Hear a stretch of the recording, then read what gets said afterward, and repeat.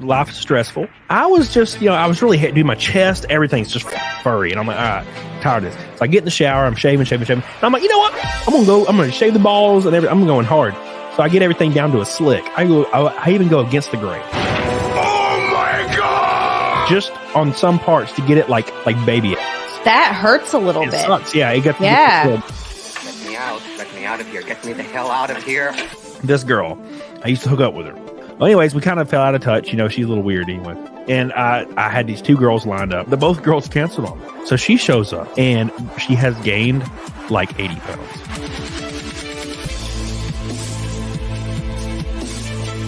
She gets up and you're like, here, put the Spider-Man mask on. I've always had a real kink for this. I love Spider-Man. Yeah, you take it, Spider-Man. See, and they already doing it to me right now in the chat. I see it. Where is it at? Look, it's in Enrico. It says, you like swamp. No, that's not what I'm saying, you motherfucker. I'm saying a little. That would be in Vegas right now getting shot on by like 9 dudes. Here's like, for like $2,000, bro. Let's go. Let's do it. You gonna on me? What the fuck is going on? I'd be going crazy. I'd have an OnlyFans because your boy wants a Ferrari. I don't know how I get it.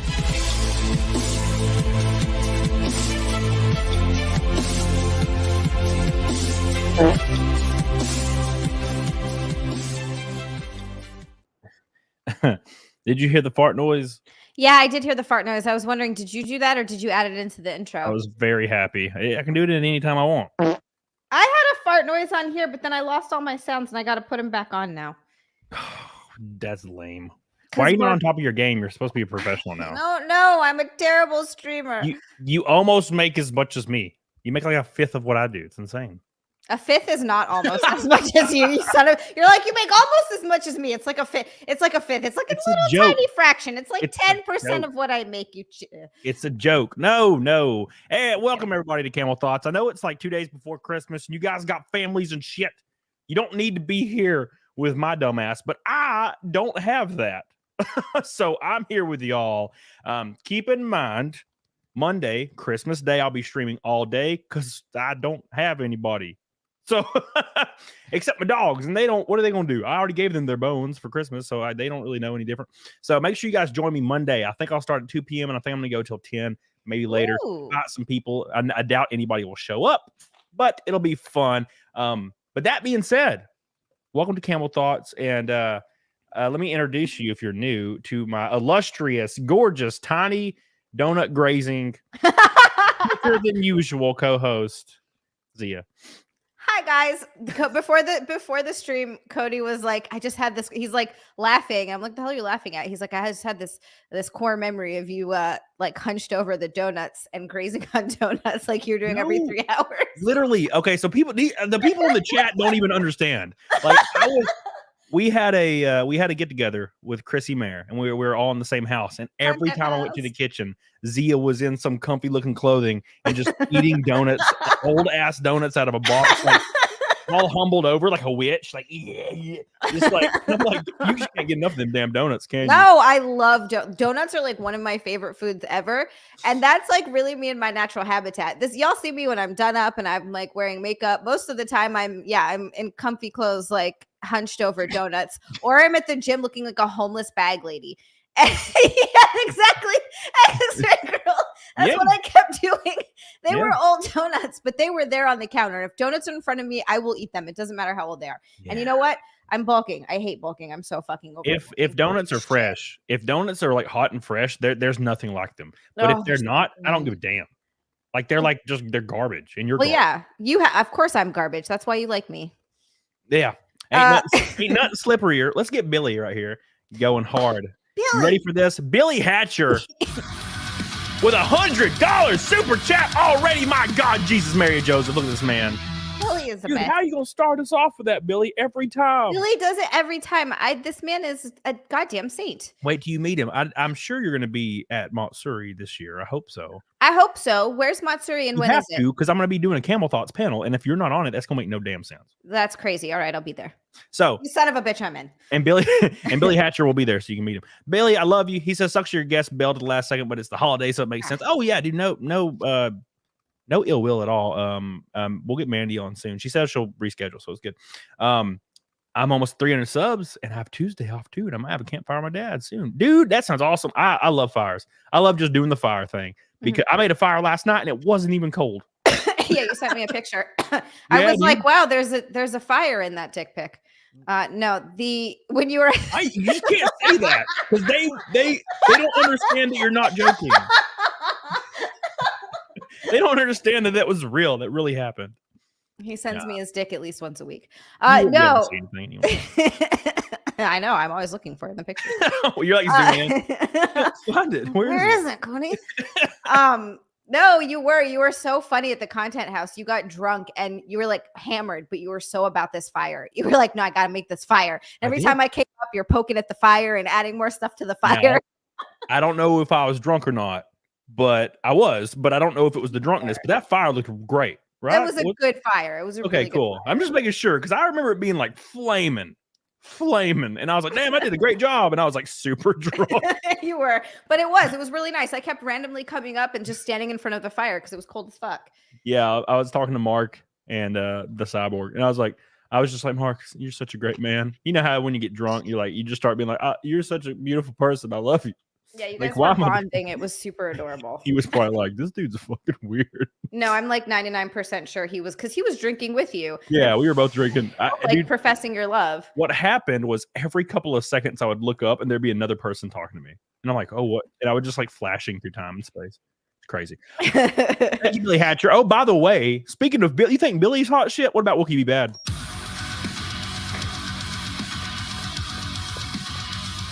Wookie Be Bad! Wow, another one. Oh my God. Why everybody's so good? We're already a fourth to Naked Snake for the 250th stream in a row. You know what that means?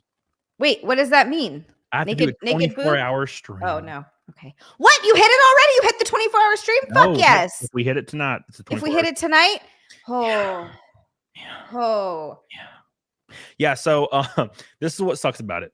Is dude, the last time I did one, I remember getting like weird and I almost threw up. Like I was like, it was like 10 hours in, and I had my roommate was a Tiny One Badger back then, and I was like, so I had text her, I'm like, Hannah, you got to come sit in my chair. I got to stay. I got to do something. So I stood up and I started like doing jumping jacks, ate a protein bar, did a bunch of push-ups, and like ran in place for like 30 seconds, got kind of out of breath, and I was amazing. And I went till 25 hours. How the fuck? See, I feel like I would absolutely have to have a portion of my 24-hour stream be a sleep stream, because I don't think I could make it a full 20 like this when I was younger. Sure, this day and age, bitch, you ain't that old. You're only 39.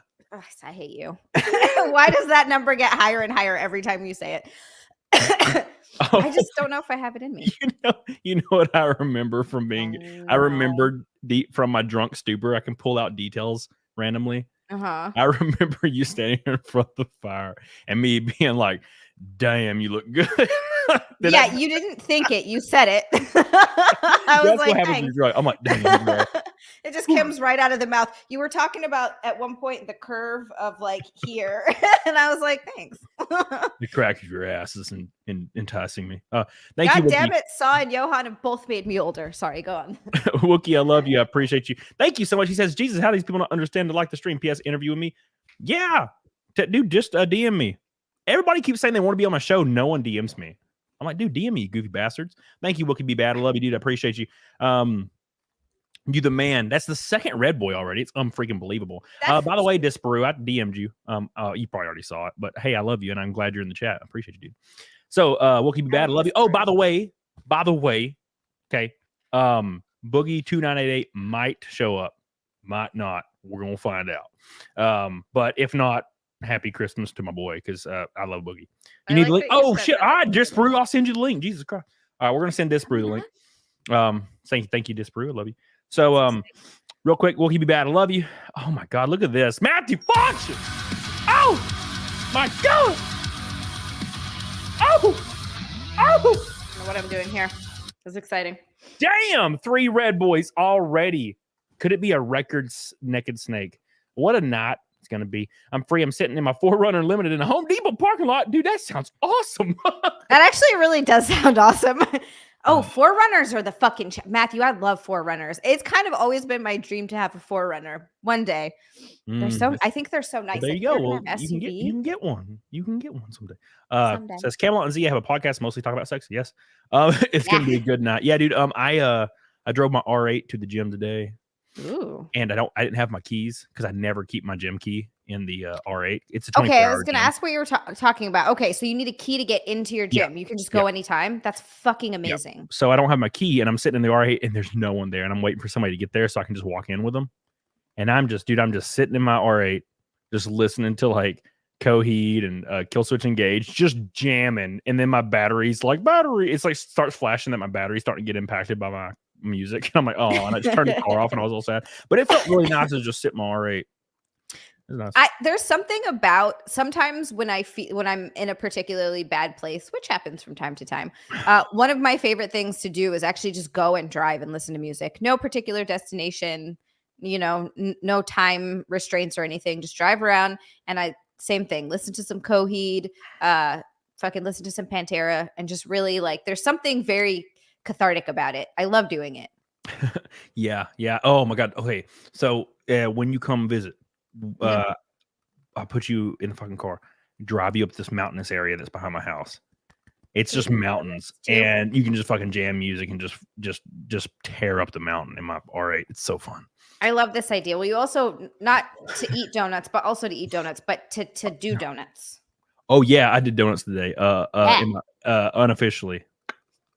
No donuts. He didn't do donuts. He was doing.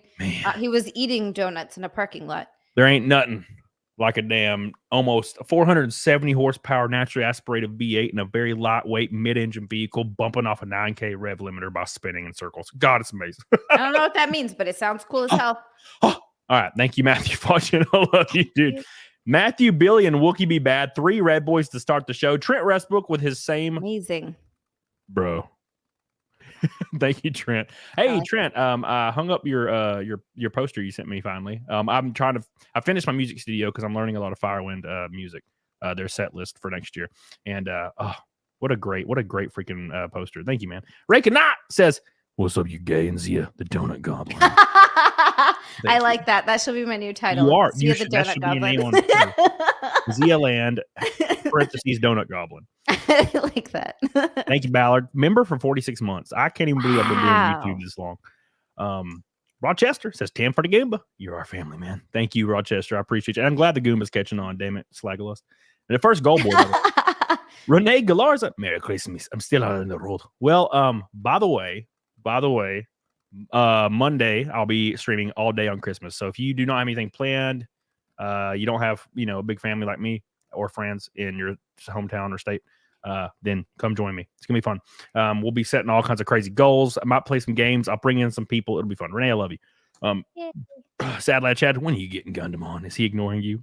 You should also get Mark on. Oh, I'm gonna get Mark on for sure. He's my boy. Yeah, it's a Gundam even responded to my damn tweets. And I'm like, you bitch. You bitch. Please, God, please. Thank you, sad lad. I love you. Appreciate you. This guy, Merry Christmas. Heathens. Thanks for the show. Thank you, this guy. Let me send my boy the link real quick before I forget. I'm gonna send.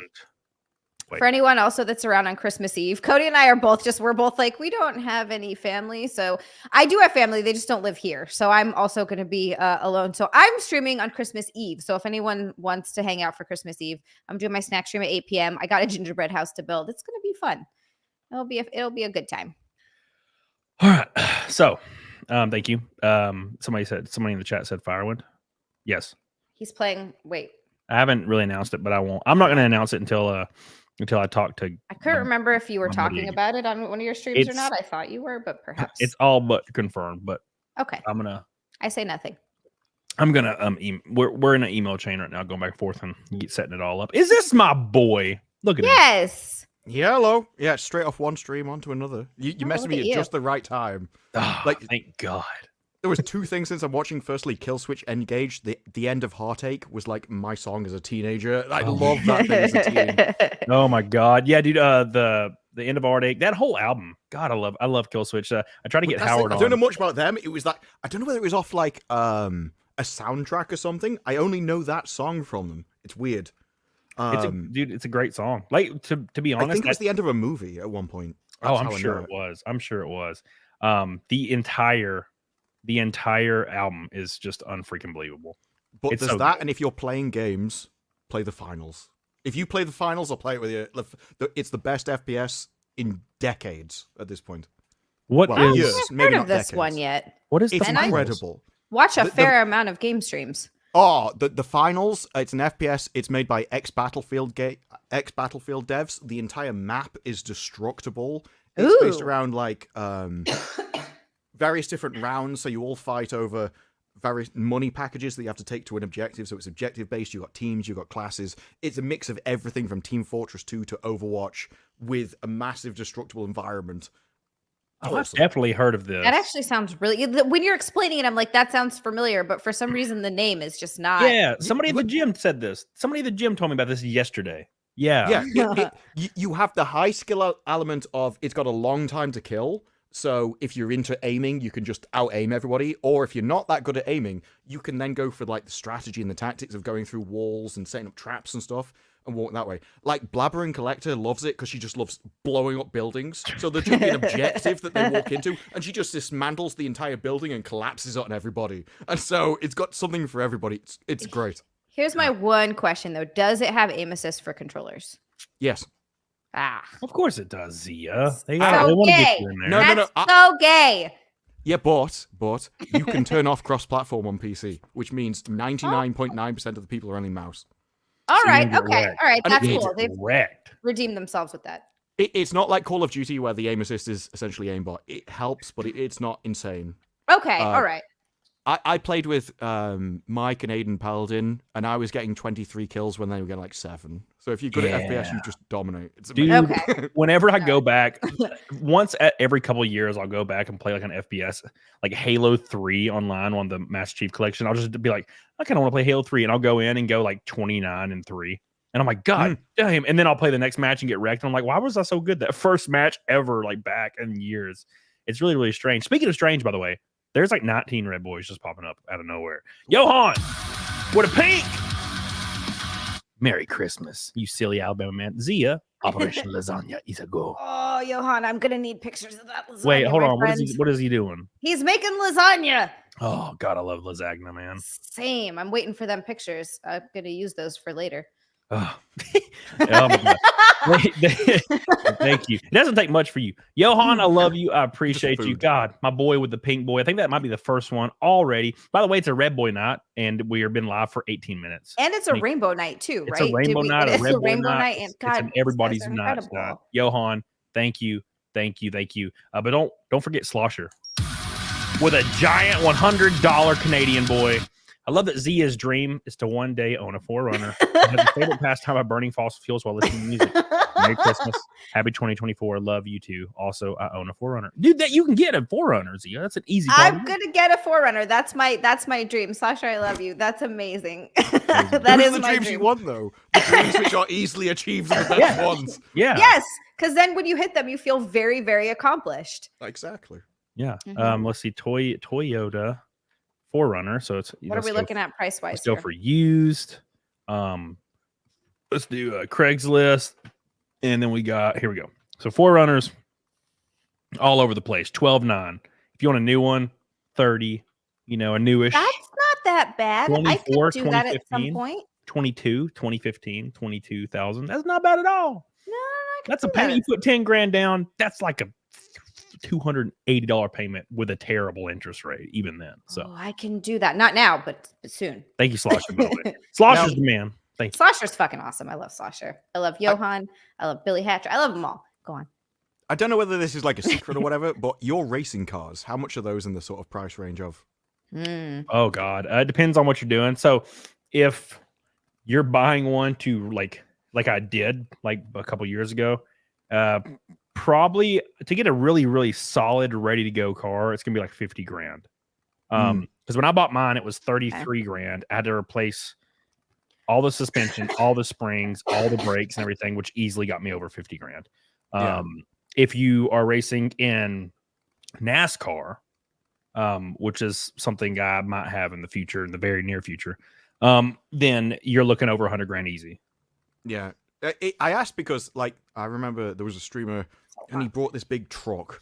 And I think his truck was like 130 grand base, and then he modded it. I'm like, Jesus. I can't imagine spending that much on a car. Like, I can understand if you're racing it, I fully understand the price just skyrockets. Yeah. But for just a general truck on the road, it seems crazy. Dude, what kind of truck was that? Oh, that the base is 130K. That is any brand new truck right now that's like the top trim of like Dodge, a 3500 HD Bighorn. They're over 100 grand easily Really? after dealer markup. There's guys at my gym that have a $2,000 truck payment, and I'm like, what is wrong with you? His was a Hellcat Jeep Gladiator. It was Tim the Tap Man.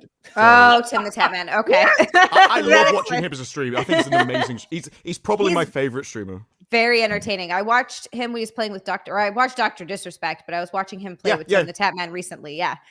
They're my favorite pair between, like, when they tag up when Dr. Disrespect got banned from Twitch, I was like, no, I like them playing together. So when they moved to where they could both play at the same time, my favorite response to that, his Jeep video actually, is when he opens the door and Dr. Disrespect goes, I bet he's got a step. And then he does, and he just takes the piss out of him using the step to get out of his van. Oh my God. Funny. Tim the Tap Man, I was like $1,000 in super chats behind him a few months ago, and then that whole drama happened with him defending, I think that one guy, I can't even remember his name now. He defended the guy that said he didn't want children involved in the whole trans bullshit. And the Nick Merckx drama, do you mean? Yeah. And he, I guess, just got a lot of publicity from that, and he's like 30K ahead of me now, and I'm like, you son of a bitch. I was so close. Shit. I was like, he's right here. Nemesis. Yeah. It takes like a whole year for me to gain one spot on that leaderboard. Thank you, Slosher, again. Real quick, we got a red boy from Matthew Fauchen. Oh my God! Another one? My goodness. One more. Let's go. It's a Canadian $100, which is about US 32 cents. Thank you, Matthew. They're fake money. Thank you, Matthew. Thank you. There's a lot of super chats that I'm gonna have to catch up on because they're popping. But real quick, let's hit this one too. Disco Cobra with $100 super chat. I don't know what the hell's going on in that. You guys are crazy. Amazing. I don't know. There's just red boys just filling up the chat right now. Jesus Christ. Red boy for your ass. How far until we had a 24-hour stream? I was sending random super chats during your Chrissy stream. I think everyone thought I lost my mind. I just bring random stuff from around the internet. When are we getting more game streams? My 24-hour stream, I'll probably play some games. Thank you. Because I'll probably screen record the StreamYard, and then whenever I play a game, just switch over to like a scene on OBS while I'm screen recording StreamYard, so I can bring people on like halfway through a game, or when people just join, I can just go back to StreamYard. Thank you, Disco. I love you. I appreciate you. You're the man. How much until 24-hour stream? This is the 250th Naked Snake. We're 200 away from it right now. Thank you. Are we only 200 away? Are you fucking kidding me? Yeah, we've been live for 20 minutes. This is easily a record. God, you guys are insane. Amazing. Yeah. Oh my God, King. It's a slobber knocker. Slobber knocker. Wow. Thank you. That's I just remember that from WWF Attitude on like Dreamcast. Yeah, that's it. Oh my God, King. It's oh my God. I'm fucking blanking on his name. That was worse when you said spanking. Blanking. Spanking on his name. Thank you, Disco. I love you, and I appreciate all your support. You guys are crazy as hell tonight. There's more red boys than any other color, which is doesn't happen often. Jim Ross. Thank you. Also, by the way, Neanderthal, $100 super chat. Hot diggity damn. We're going for the #1 spot apparently on YouTube today. Thank you, Neanderthal. I appreciate you. I love you. Look at all these guys: Disco, Neanderthal, Matthew Fauchen, Slosher, and Billy Hatcher, and Wookie Be Bad. Red boys across the damn board. You guys are goated. Thank you for disrupting the content. I haven't even talked about Boogie's goofy ass yet. I did send Boogie the link. I don't know if he'll join, but I sent it to him. I've had him on my show a bunch of times, but it's kind of like DISPARU. I have to message him at the exact right time. Yeah. So, Well, that's the way I am with me. I'm like, yeah, anyone can send me a link. I may join. I probably won't. But if you get me the right time, yes. yeah, I'm I the just same start sending DISPARU links every day. He's like, why the fuck do I have a message from No, her? I'm fine with that. It's like that doesn't annoy me. What? It's way worse for me. Like when people are like, I want you to arrange a time in 2 weeks, but I don't know at that point whether. Like, my sleeping pattern changes all the time, so it might be the worst time for me in 2 weeks, but it's great now, and so I prefer this. That makes a lot of sense, actually. You're just like, keep sending links. One day I'll click on it. Yeah. Yeah. I mean, that's what Anna, that Star Wars girl, or Cecil does. They'll be like, hey, you want to do Jack show tonight? And I'll be like, I'll be about to be home.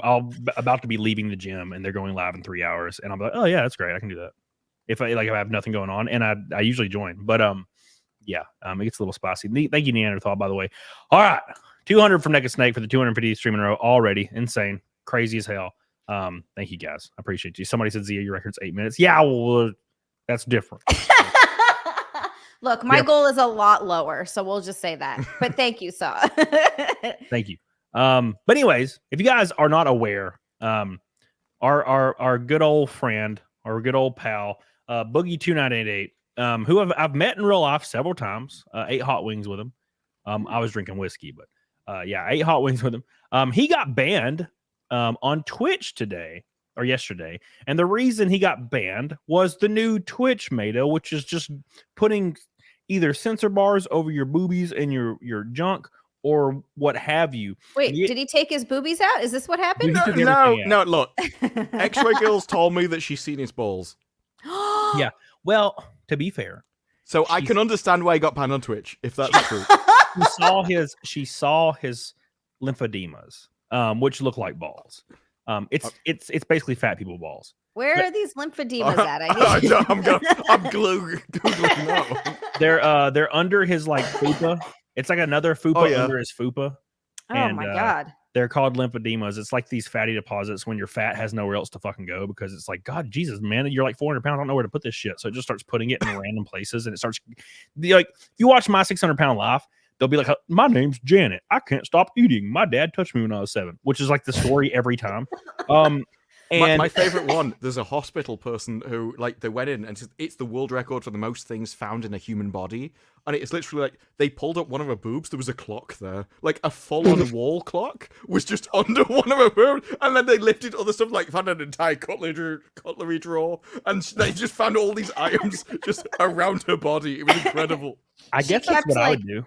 Honestly, I think that's what I would do. If I was like 500 pounds or 700 pounds, I would just put shit in my folds and just let people find it for yeah. It's like yeah, but I feel like they all just got pulled in by their gravitational pull. That's how they ended up in all the folds.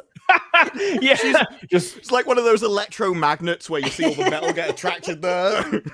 Yeah. Oh god. Sucked in. Yeah, but basically, if you watch that show, you'll see like there's always this conglomeration of fat, and it will be like weirdly on the inside thigh or like under the belly, and it just looks like a giant testicle. They're like fucking huge. And they have to put them in like wheelbarrows or like put them in like little carts and carry them with them. They're called lymphedemas. And Boogie has some very small lymphedemas under his like fupa, and they look like giant balls. Like they look like huge balls, but they're not. His balls are like they have not seen the light of day in like 30 years at least. Okay, but are they below his hips? Oh, for sure. Well, mate, hold on, let me look. Yeah, I think so. Yeah. Yeah. So if they're below your hips, you're still probably breaking the TOS of like showing that kind They're of still region. balls, basically. Yeah. Yeah. It's like they don't want you to be doing like Twitch. Twitch has a problem because the staff, they just probably let you show anything, but it's the advertisers that have a problem. And so the advertisers are like, no, we don't want anything that will bring us into disrepute. And so Twitch is forced to make some standards that people are happy with, but maybe. Yeah. He's real fat looking, but funny if he joined right now. Oh yeah, but he's like it just looks terrible. No, I've said this to his face. I don't have an embarrassment mode, so I'm fine. But he so basically, if you guys are following the Twitch meta, all these women are putting like censor bars over the titties. Amaranth, even though she claims her ex-husband was the one making her do all this, she's even doing it, and she's starting to look like real old. Like she looks like she's like 38, and she looks like she's real tired. And I guess she's, I mean, when you're that kind of girl, you ain't really got much to offer except that. Well, I think also she streams like 12, 13, 14. Like she's streaming and she doesn't sleep. Bro, of course she's starting to look old. She is violently wealthy. Why are you not Yes. retiring? Fuck. That's yeah. what I'm saying. Because unlike the rest of them, and look, anyone who knows me, or anyone who's ever heard me talk in a stream, this is not something I would like very easily say, but she is one of the few is like genuinely intelligent and does this. Like, you can check out her Twitter feed. The first time I checked out her Twitter feed, she was giving stock advice to somebody. Well, look at her. Like, look at her that's business truly acumen. dealing Like, Yeah, look exactly. at No, exactly. she owns a ton of businesses. Like, she's up on her taxes. She has all this shit handled. So you're right about that. Whereas a lot of these people will get violently rich, like violently, and then lose they it immediately. because they don't pay taxes for like 14 years. Ugh, And then they that's what owe my like dad did. $2 million all of a sudden. And that's like, why did you not do this? So my dad did. He's retarded. He like had the IRS made him sell a house, one of his houses, and then he lost another. Or actually, I think he's had to sell 2 of his houses. And so suddenly, all these things that he had sort of, my dad's horrible with money, sort of invested in. You know, at the very least, he had some property, he had some houses. He lost because he owed the IRS like 150 grand or something. They're like, you have to pay us all now. I was like, Jesus Christ, Dad. God, I would off myself. Real quick, let me hit these. These I gotta hit these. I gotta hit these super chats real quick. Gabriel Knott, $100 super chat. Thank you so much. Says better get them rotten eggs ready because it's a fat milk night. Merry Christmas and glory to God in the highest and on earth peace to men. 2024 is gonna be epic. Viva la libertad. So 2024 is gonna be wild. And my 2024. Okay, so this is what I was telling Nick Ricada like last night. I talked to him. I was like, there was no way I thought I could top 2023. 2023 was a really fun year. I had a great year on my channel. Started my 2 new shows with Zia, Camelcast. An awesome. Met thousands of amazing people. I raced full time in a race series for the first time, and I was like, I can't top this. I'm just no way. And then in the last 2-3 weeks, some stuff has kind of started playing out, and I'm like, holy shit, this might be a way bigger year, and I don't even know why. I don't deserve it. It's just weird. It's weird how it's all playing out. It's just, I feel very fortunate. So thank you, Gabriel. I love you. I appreciate you. Hopefully 2024 is big. I watched a movie last night. I don't know if you guys have seen this movie. It's like my favorite Christmas movie, and I don't really like Christmas movies, I mean, but you know how everybody likes the same Christmas movies? They like either Christmas Story or Christmas Vacation. 2 movies I can't watch. There's something about them. They make me feel uncomfortable because they're just those movies. Is it too much love? Too much? Cody's like, is this what a loving family is? No, this makes me uncomfortable. It's like weirdly like I've never seen A Christmas Story. It's like neither have I. It's one of those movies that I remember they would play it over and over, and they would play Christmas Vacation over and over, like all December, and I don't like them. But there's a movie that's these are American things. They're not. Oh yeah, for here. sure. Yeah. But there's a movie. They made a sequel to that Christmas Story movie, and it was a terrible. I couldn't even watch it. But I watched this movie, and I've watched it every year for like 3 years. I've been trying. Scrooged. God, fucking Bill Murray movie. Scrooged is great. Scrooged. I will fight you. The reason I like Scrooged is because you can tell Bill Murray was like, "Fuck, I need a paycheck," and just shows up and haphazardly, just like Bill Murray's his way through the whole movie. It's amazing. It's great because of that. He's like, "Oh God, look at me! It's Christmas! Wow, wow, wow! I hate you!" Like, it was hilarious. Like, because he's just so like doesn't give a fuck, and it still does amazing. But anyways, the Jim Carrey Christmas Carol. The one was like animated, and Jim Carrey plays like half the characters. I don't think I know that one. And it's like a horror movie. Like, it's almost like a horror movie. Like, half of it's basically a horror movie, and it's fantastic. I watch it every year. I'm like, this is amazing. It's fucking fantastic. And I don't think people really know about it. It's just called A Christmas Carol, and it's Disney's A Christmas Carol, and it's animated, but it's like it's 3D, like animation, like realistic animation, kind of with like cartoonish aspects. And Jim Carrey plays like every other character. And there's Gary Oldman's in it. And I love Gary Oldman. He was my old guy crush for the longest time. Yeah, maybe I'll watch it now. It's a great movie. It was probably too old for me to have started watching it. Like, and there was a whole period where when I went to university, I just started watching TV and movies and stuff for several years. So like a section of pop culture I just do not know, and that'll be that. Well, Home Alone. those are some good ones that Home Alone's good. My favorite ones are Die Hard is the one everyone knows. But over here specifically, The Great Escape was a Christmas movie because it was always shown at Christmas. Every movie they come out with The Great Escape. And while it's not set at Christmas, it is an incredible movie, and it's got great messaging. And it's probably my favorite Christmas movie overall, just because of it's always shown every Christmas in the UK. So is there a reason they show it around Christmas time? Sorry, I just No, we the name of just have that. Like there was movies that were chosen when I was a kid that were just nothing to do with Christmas. They just had good messaging. And they were like, we're just gonna repeat these became more like a tradition. The UK is very big on tradition compared to other places. Mhm. So it's like that Slade song. That's a Christmas song that no one knows in the US, but in the UK, that's all you hear on every movie and every TV show when they're playing a Christmas song. It's that Slade song. So it's Christmas, blah blah blah blah blah. my favorite Christmas song is the Pogues. The Pogues. It is, what is it? A Fairy Tale of New York or something like that. It is incredible. You can't listen to the uncensored version on YouTube. That's what I'll warn you. Oh, that already sounds like I'm gonna love it then. Yeah, you old Christmas Melanie Mac's favorite word. It's that's in it. Yeah, That's amazing. Like, the start is literally just a drunk guy slurring his way through half the song, and then it picks up when the woman joins because she's like sober. But the That start sounds of it great. is just him off his face. It like That sums sounds up everything about Christmas. I like Fairy Tale in New York, I think it is. I like all the Elvis Christmas music. That's what I like. He is my great grandfather after all. Like my Blue normal Christmas. grandfather. Oh yeah, and I'll have a blue Christmas. Anyways, let me hit the super chats that I forgot. Renee Galarza, $100 super chat says, "Here go." Thank you, Renee. Thank you for all your constant support, Renee Galarza. I love you. I appreciate you. I hope you're doing well. And I'm glad you're still here. I know you've been busy as hell, but thank you. It's a almost a double Red Boy night already. Unfreaking believable. Unbelievable. Thank you. We're like 800 to like double Naked Snake goal, which is, I don't think we've ever hit on a Camel Thoughts ever even close. What on earth is double Naked Snake? I don't know. I wouldn't know.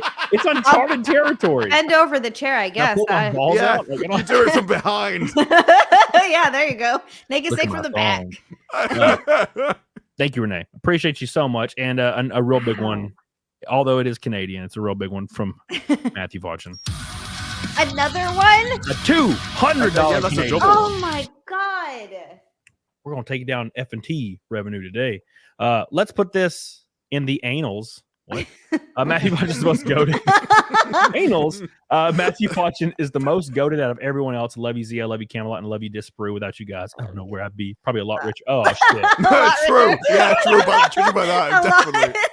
Very Damn. true, Matthew. But we Damn. love you. You're amazing. Thank you, Matt. Unbelievable support from everybody tonight. Matt, you're crazy as hell. There's a lot of gold and orange and green boys I need to hit, guys.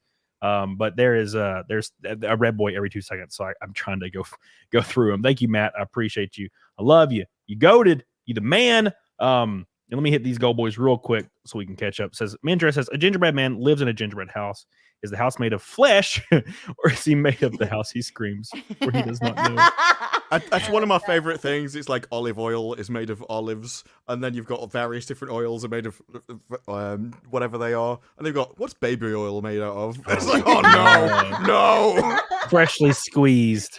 Yeah. No, I remember when I was working at Red Lobster when I was 16 as a busboy.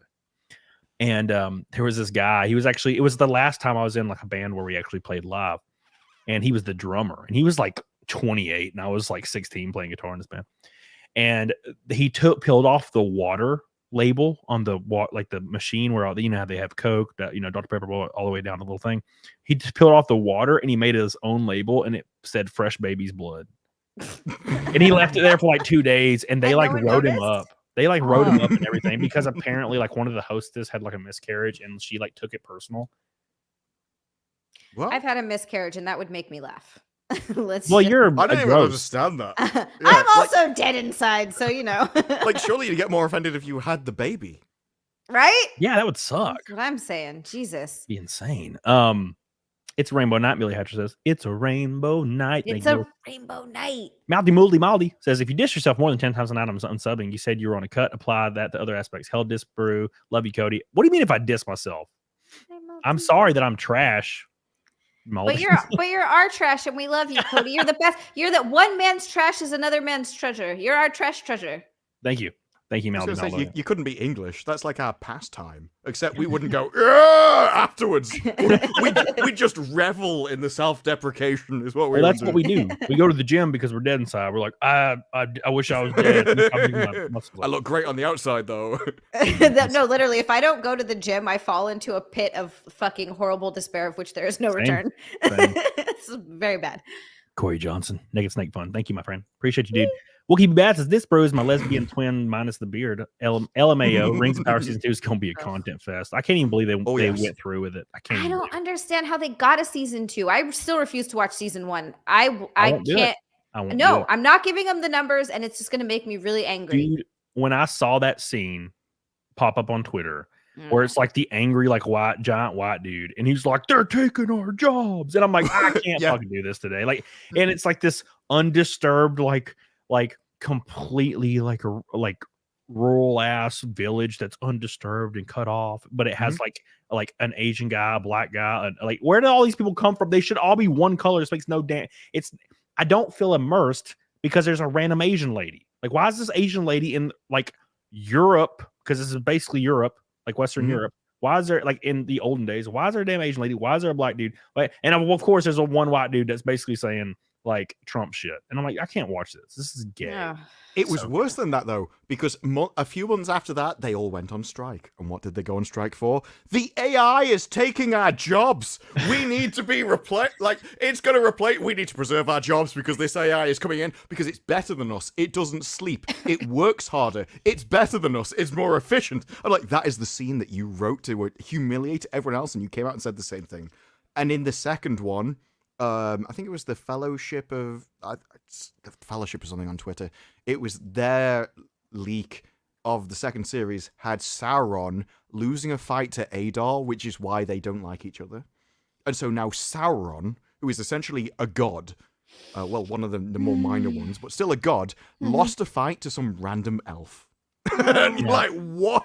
Yeah. They're just making fan fiction. I mean, I know that they just made fan fiction. Like, that was one of the reasons why I refused to watch it, because they had the appendices to work with, right? Like, that was kind of it. They didn't write the full Silmarillion. They had the appendices, and they were just kind of like, we're just going to do what we want with this. No, Gandalf's young for some reason, even though he's not supposed to be like aging. He's supposed to just appear at his current age, like that he's always appeared at, and he's thousands of years old. But no, he's just young now for whatever reason.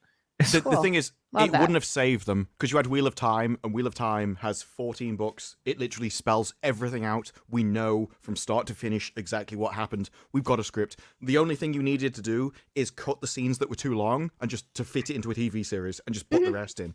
And they changed literally every single thing. It bears no resemblance to the book at all. And we've had 2 series. Each one got renewed before the series was even shown. We're now up to 3. Season 4 hasn't been renewed. Probably because that's the first one they could actually have cancelled because they renewed the other ones too early. But this just seems to be something Amazon does. Anything that Jennifer Salke is like involved in dies. Oh, so she's like the Kathleen Kennedy. Got it. Yeah, some people have the Midas touch. She just makes everything rot. Like anything she likes, she should just get rid of. I don't know why she's got a job. Like, it's that I watched the first season of Wheel of Time. I haven't watched the second season. I've never read the books, though. And actually, Slosher just got me the first 3 books. So I'm going to start those. Thank you, Slosher. I'm really excited. They're awesome. And I have a feeling it's going to piss me off. I'll go back to the show and be like, and they fucked this up? And they fucked this up? The weird thing is, not only will you immediately hate the show even more, but there are points in it where it's like, it doesn't really matter what you wanted to happen. It doesn't matter which character you wanted to push. I could understand if you're like, well, we want to push the women, and so in the show, we're going to bring them to the forefront because they're more important later on in the books than they are at the start. But in the series, they're off doing their own thing. They're doing their own really important thing. And then the show goes, yeah, but they're also doing this over here. And it seems more about humiliating the blokes than it does lifting up the women. Because like, even when they're doing something important, it takes that away from them to give them the role of the men. It's bizarre. That seems to be what they do. That seems to be a lot of what modern feminism is just in general. And also they're depicting it in media a lot. And it's actually something that's been happening for a really long time in commercials. I don't know if you guys have noticed this or if it's the same in the UK, DISPARU, but they have this thing where the men are constantly these bumbling idiots and the women are always like shaking their head because the man did something fucking stupid again, you know, and she's like, oh, thank God I have Bounty to clean up after my moron of a husband. Yeah. And they're doing sort of the same thing in shows, and it's doing the exact opposite of what they're intending to do. And it's definitely not helping, you know, some men that might be kind of bitter like women more. Like, it's not even that. Like the women don't horrible. like it either. I don't know why, but for some reason women don't like bumbling idiots. Like I don't know who you're appealing to with this stuff. I know. I'm so confused by the whole thing. It's gotten so bad that, keep in mind, it's a very, very, very loud minority that doesn't even watch the content they scream about. No, It got so you know. bad. It got so bad, Zia, that McDonald's just released like a GIF image commercial, like that's very short, of just a mom, a dad, and a little girl, and it's Japanese, and they're just eating French fries at McDonald's, and it's really cute. And it's just a mom and dad and a little Aw, girl, and people I were like that. pissed as fuck that it was a nuclear family. Well, and I say people, it was a very small but loud minority. The same people that are like, we need to have a woman in this role, we need to have a gay person in this role, or it needs to be equal representation, DEI, all that bullshit. Japan just shows a mom, dad, and kid, and those people get mad. That like what they don't understand is that within 100 years, if you had your way exclusively, within 100 years, society wouldn't exist anymore. Yeah. Like, strong men need to exist, and nurturing women are very important. So, like, a nurturing woman is more important than anything else. But they want to take that away and then just replace like masculinity with women, but women can't uphold masculinity because they can blow up at you, but as soon as a dude slaps them, they're gone. You know what I'm saying? And also, like, I'm eternally thankful that there are men that are willing to do the jobs like crawling into sewers and stuff, because I don't want to do that. If I had to, I guess I would, but I don't want to. There's a video, It's horrible. There's a video of a bald dude, and he is in like a manhole cover or something, and he's up to his like shoulders in just like brown water, and there's like giant cockroaches just jumping on him and on his head and running around. Yeah, get Jessica down in that hole. No, she's not going to do it. What's going to happen is this: if tomorrow, hypothetically, all the men just fucking up and disappear like a fart in the wind, these women would be like, they would have an emergency meeting and they would start allocating roles for women, and for about a month or two, it would kind of run. And then after that, the women would start just fighting, and then the society would be gone within 6 months. Be gone. And then also we wouldn't be able to have babies because we need sperm. Well, assuming that's like No, handled, yeah, the women would just in the workplace would just gossip and like hate each other. It is because it's based around the idea that everyone's equal, and so everything would be distributed very equally. It's like, yeah, but some people aren't equipped for this job role. Like the men that are down there is because men have an ability to just switch stuff off. Like, this is a horrific thing. I'm just going to, like, essentially leave the area right now. I'm going to do the job. We're going to solve the problem. And then we're going to deal with the consequences afterwards. Which is why when men go to war, they come back. And that's when they suffer the consequences. But when they're in the war, they did the horrific stuff that they needed to do because it needed to be done. And this is just down to, like, the way people are bred, biological chemistry. There are reasons for all of this. And you do everyone a disservice when you're like, no, we're all the same. No. We specialize, and that's a good thing. Because it allows everyone to do what they're doing really well. And also, like, coming out and saying, okay, we're all equal, doesn't mean that we're all the same. I agree that people should have equal rights, but it doesn't mean that we're the same. That doesn't make any sense. Yep. It's like, for example, if Zia slapped me as hard as she could, I would be annoyed. If I slapped Zia as hard as she could, she would have to get reconstructive surgery. Now, flop it around, Zia can ride a penis way better than I ever could. You know what I'm saying? Don't put yourself down. Cody. If you had the practice, I'm sure you could. So that's the difference. We're both equally important. I go and fight the wars. You ride the penis. Fair enough. You know what? I'm not sure that's a fair trade. That sounds great to me. I think she's like, yeah, you go off to war and die. Meanwhile, I should not have to ask, is what I'm saying. You climb up there, put your seatbelt on, and you get up there. Don't worry, while you're at war, I'll be suffering too.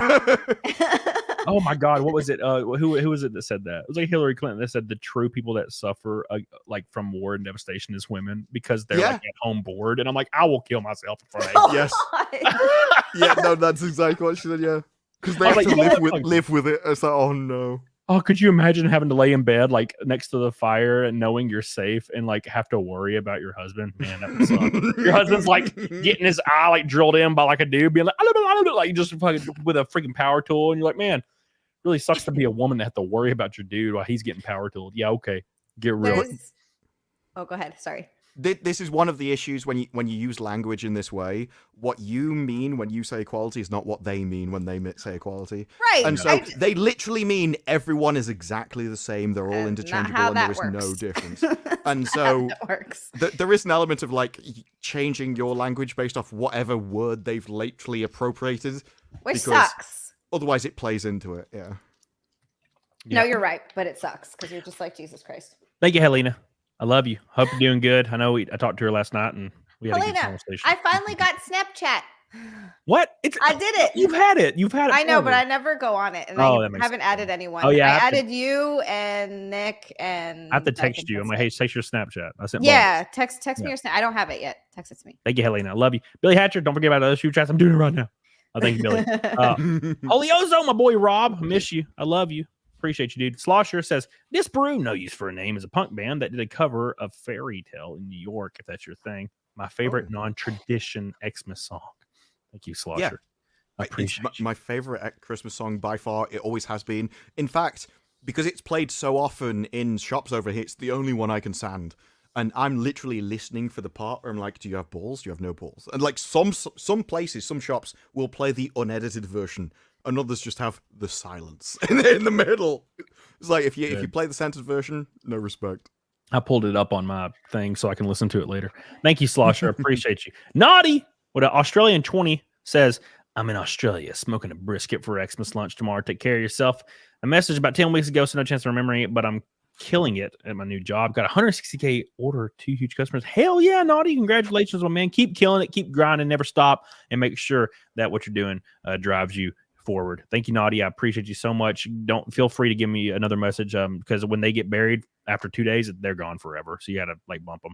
Thank you, Naughty. I love you. Appreciate you. Wookie says, DISPARU, Warhammer hopes. Well, Henry Cavill apparently is on the creative team for it, right? So that's the thing. But the issue is we've already come off The Witcher where Henry Cavill was in it. Now he's executive producer, but also it's Amazon. And so you're never sure. Now, Amazon is a bit like Netflix in the fact that sometimes they can make great things and sometimes they can make awful things, and it only comes down to whether they're involved. And so if you just let Henry Cavill make his own show, if you just let him be like veto things, it'll be great. If they just use his name to be like, you like Henry Cavill, this is something he's on, and then they like NDA him to the extreme so he has to give his little hints in interviews, then it's going to be awful. Yeah, Reacher is Amazon, right? Reacher's awesome. Yeah. And it's fantastic. Got Reacher, you've got Terminal List. They do have some really good shows on there. Terminal List is amazing. The Reacher like makes me I'm so glad they take his shirt off. Like I'm not even really into dudes, but that dude looks like a god and I love seeing his body. I'm like, damn, Cody, for someone that's not really into dudes, you talk about dudes' bodies a lot. Well, like you have to be able to appreciate this man's physique. No, his physique is wild. I climb him like a fucking tree. I think he's been Coronation Street. Like this is where I know him from. And there's a few people that very few people actually make it to America to be an actor, but I generally know him. Wait, is he British? Yes. Oh, I didn't even fucking know that. Holy shit. He's jacked. Yeah, he's on steroids, and it's my favorite thing. You know what I remember him from? I remember him from New Girl. He played this guy that Jess dated who had a micro penis, and it was actually a fucking hilarious role. Oh my god, rest in peace. You don't really give a giant boy a micro penis. I mean, it's true. I mean, usually when we go to the gym, there's a reason, right? We're trying to overcompensate for something. There's a reason. It's because we got a pinky and we can't really do nothing with it. Just out of curiosity, here's a very manly donation. Long live men. Thank you. I appreciate it says he's American. Oh, I thought I knew him from somewhere. Yeah, that's what I was saying. There's no way, like, right? Because this dude is a very attractive, stoic-looking man. No British people are attractive and stoic. Yeah, it's like half of us are inbred from various different places. No, it says he's American. It's weird though because I knew him before this, so he must have been something else. Where I knew him from. I don't know. He's beautiful. Beautiful man. That wasn't where I was driving at with that. Oh, he was in Black Mirror in 2016. That might have been where I knew him from. Wait, what? Which episode? I don't know. It just says Black Mirror 2016. I feel like he was one of the thugs in the dog episode, I bet. The little robot dog that chased that lady forever. I bet he was one of those thug guys. He was in Titans, but I think I knew him before Titans as well. Interesting. Oh, Henry Cavill is British. This guy's been in everything. Henry Cavill is British, yeah. Yeah, and he's pretty stoic and sexy. So I've Yeah. been proven wrong immediately. I apologize, chat, and I will Stiff upper make it up lip. to you. Stiff Also- upper lip is the British institution. Ben Barnes isn't like muscular, but he is a beautiful man. Hold on, let me He's look him- British. I'm looking him up. Ben He's Barnes. not muscular, but my God, he's good looking. You're not into buff men, right? I am lately. I don't know what changed. That's because you're a woman. I didn't. I You're not didn't. into buff used men, to are you? be. Well, actually, yes. It's, yeah, the most predictable twist in all Yeah, of history. that's what she told me. No, like she picked me up at the airport, and I was walking out, and I was in like a cut off. I was like really pumping, you know, I ate some noodles, and she was like, "Yeah, I'm into buff men now." That's what she told me in the car. That is not how that happened. Yeah, the moment she saw you, she converted. Yeah. It was all over. That's how fast it is. Sad Lad says, I heard that Games Workshop refused to sign anything with Amazon until they came to certain agreements between their producers and Amazon. Fingers crossed, Warhammer is all I have left. I'm not sure about that. There's a lot of stuff about female space marines which has been going around. Oh, There's a huge amount of drama about that, and it seems to be it's the people that like the IP that fight against it more than the people that run the show. And they're like, the issue is our IP doesn't actually allow for that, and so they're kind of written into a corner. But I think you can tell that they would if they could. And this is the show where they could, right? So Amazon could make them, and they just make this history, and then like, well, actually, this is the way we're going. So it really depends. It can go I either know way. very little about the Warhammer IP. Were there actual women space Well, marines? Is that a thing? No. Space Marines are very specific because they Okay. come from one guy's genetic line. He's like Okay. the perfect person, and so they just use his DNA for everything. And they so breed it- men, I'm assuming. Well, yeah, because they're warriors. Right. So okay. if Yeah. you're going to make the best warriors in the entire universe, are you going to deliberately hamstring yourself No. or not? no. I mean, you don't want an army of Zeus? No. You would just be getting dicked down by the other space marines. Like, they would I want be to like- breed a new area for Space Marines. It would literally be like, oh, look, there's 3 of the females on the opposing side. Get them. We're going to dick Hey, them down. I over feel it. like I could make some good babies with a big man. These guys have got some meat on them. I could have good You genetics have to for have that. to show out like a 10-pounder, though. That's big. Oh, God. Can you imagine? Wookie. That's how you win the war. It's just one woman to one man on the opposite side. They're just all too busy breeding to actually fight anyone. And then one guy just walks across the entire area. That's what would happen. Like, That would if there actually was be really funny. hypothetically, if there We was will a war, seduce your army. I think that would be like legitimately what happened if there was like a World War III and it was like 50% women and 50% men. There would just be people like on opposing sides just having sex all over the Just place. banging. You know what? It would be sexy, right? If you bump in, Yes. you're in this war torn ass building, right? And you're hearing gunfire go off, and it gets night, and everybody's like, you know how like people will like lay in trenches and sing to each other, and then there's this hot bitch, and she's in her undies, and she's like speaking another language. You know, she's like, "Don't look at me," basically. "Don't get away from me, filthy American." And then she like gives you a look, and then she start dripping, and you're like, "You know what? Fuck it. It's nighttime. Everybody's singing outside. Clap me, and then we kill each other after." At no you're gonna point kill did that each include an other. enemy. That was someone in your own trenches. Like, how would you have it? Yeah, like people are coming across the soil towards me with guns, and they're like, "Actually, he's too hot to kill." Like, how would that Yeah. even happen? I Hey, wouldn't. I would kill you if your chin wasn't so chiseled. I would de-arm her. So if I run into a war-torn house in Russia, and there's this Russian lady, and she doesn't My have face a weapon, wouldn't mean I didn't die. yeah, like if she doesn't have a weapon, I'll just peel my shirt off and be like, "Okay, you want to die, or like you want?" Because we can go either. Like I don't care. I won't tell anybody. I won't tell anybody, but I'm telling you, sex could save the world, Cody. I then think it's you're right. sexy. I Because think it could then save she's the like, "Oh no, world. this is bad men. This is American men." But it's like bad because I'm a bad guy. But then she's like, "But that's like sexy, right?" Like girls It are is like weird. in World War One for Yeah. Christmas, they stopped and played football. Your idea would be in World War Two, they just started banging like Yeah. everywhere. Yeah. It's Christmas, have at it. I mean, come on. I mean, what else would you do? Wookie Be Bad says, check out Merry Xmas from Corey Taylor, my best. Huh. Best Corey Taylor Xmas best friend that passed away a few years ago. 32. His favorite Xmas song, Corey Taylor, my best friend. Thank you, Wookie Be Bad. I appreciate you. I love Corey Taylor. You the man with another orange boy. We might actually make it to a double fight milk, which never happened on this damn Camel Thoughts before. Thank you. Richard, I don't always squirt to women, but when I do, it's Cody. Thank you. Appreciate that. Satellite chat. They've been pretty against female Space Marines in the past. Their last game even pointed out, but you never know with Amazon, dude. I just So look. if it's not in the game, don't put it in the fucking show. I can't How about take that? it serious. Even the most recent season of Reacher, fantastic so far. It's really, really good. But there's a couple scenes where these like 104 like pound supermodel like ladies, like the chick he has a crush on, that's like his old like a female from his old unit. Like she's like fist fighting people and beating the shit out of them, and they're like giant dudes, and she's like 104 pounds, and I'm just like, oh fuck, don't have this scene in here. Why she fight? Make her fight like a chick on the other side. Why she have to fight a dude? Because she's like dodging and like elbowing him, and he's like, oh fuck my face, and I'm like, oh come on. That dude she would elbow him, and he'd be like, what the fuck? And he hit her once, and she'd be gone. She would be out, bro. You weigh 104 pounds. I don't care how strong and how trained you are. 200-pound guy connects, it's over for your ass. Thank you, sad lad. Appreciate you. Billy Hatcher, you try and raid my stream tonight? I will look, my friend, like I always do. I love you.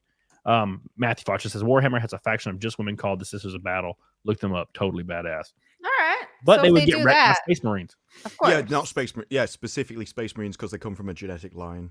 Yep. Okay. All right. So see, it's there. It's what I notice a lot with IPs is that they already have, like, there are female characters who are pretty badass and cool in their own right, or play a really important role. It doesn't always have to be that it's like they're fighting and super strong, because that's not typically our strength.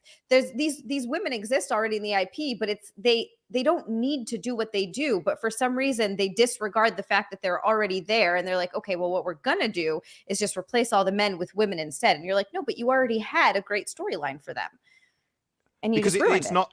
It's not an honest actor. The point is to push the line. So it doesn't matter where you draw the line, they'll just continue pushing it. Right. And so if you give in to this, they'll just push it further, and then they'll argue about that. And so this is why you just always say no. It's like a child. Can I have one sweet? No. And then one, it's like, can I have one sweet? Yes. Can I have two sweets? You just say no the first time, and then you never have to worry about it afterwards. There you go. Yeah. That's how it works. That's what my dad did, and now I'm a donut goblin. Yeah, now you do streams about just eating sugar. Yep. Just show your ass cheeks. That's true. You've been freaking fucking but if only it'd let me eat the Mars bar. I would have been fine. I would have been a wholesome woman. you wouldn't have to worry about Johan every day telling you Johan about sending me lasagna pics. Is that what he calls it? It's basically lasagna in there. He hasn't bathed in 2 years. Oh fuck. God, it's terrible. Speaking of not bathing in 2 years, let's pull up this video of Boogie. I thought you wanted him on the stream. Yeah, I don't think he's gonna join, but I did send him the link. But basically, so people are saying it's ironic that Twitch allows females to show their shit, but not Boogie. I do have to say, Boogie showed all of it, and you can't see anything because it's Boogie, but like it's disturbing, right? It's disturbing regardless of if it shows whatever. It's just disturbing looking. It just looks like a massive like skin and flop. But here it is right here. He basically just shows his whole Gucci. Oh my goodness. That's a lymphedema, by the way. Like a lower. So that's not his. That's balls. not his balls. No. He's a big fella. But basically, that's all he did. Oh god damn! What a monster! Wow. God, it'd be really hilarious if he was in the back stage right now and I didn't know. He just came in. Wow, guys, you're just looking at my body.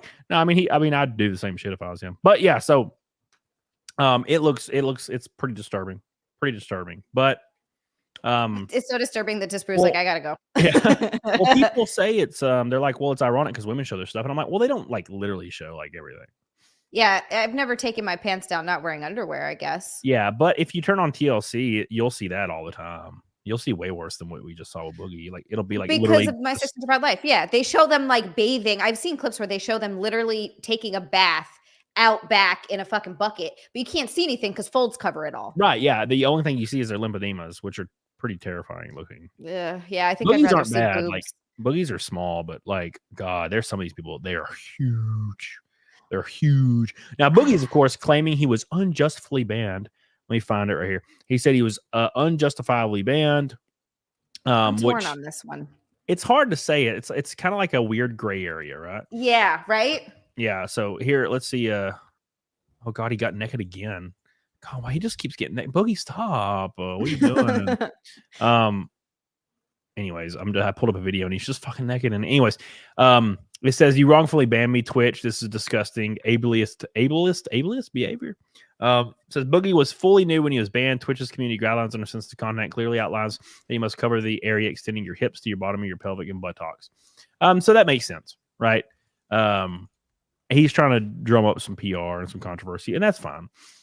I just don't know how he has the balls, no pun intended, to show his goblet. I don't even like to show my like my core on stream. It feels weird. You know? You did at the content house. That was a long time ago. Ah, I saw That it. was like a week ago, wasn't it? Yeah. A long time ago, man. Does it count? Does it count? I saw everything, Cody. Everything. Well, it also matters who you're around. Like, if you're around most other streamers, you look way better than them. So it's like, yeah, I'll show this.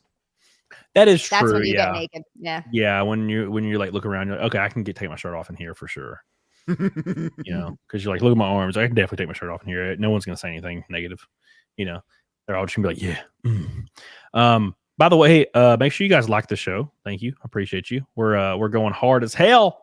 We are 300 from 5 milk. It's probably not that. It doesn't the when it gets past a certain amount, it's just like a decimal place, and you can't see the exact amount unless you got a playboard. Then you can see it, but it updates it takes like 20 minutes to get the actual update from what's going on.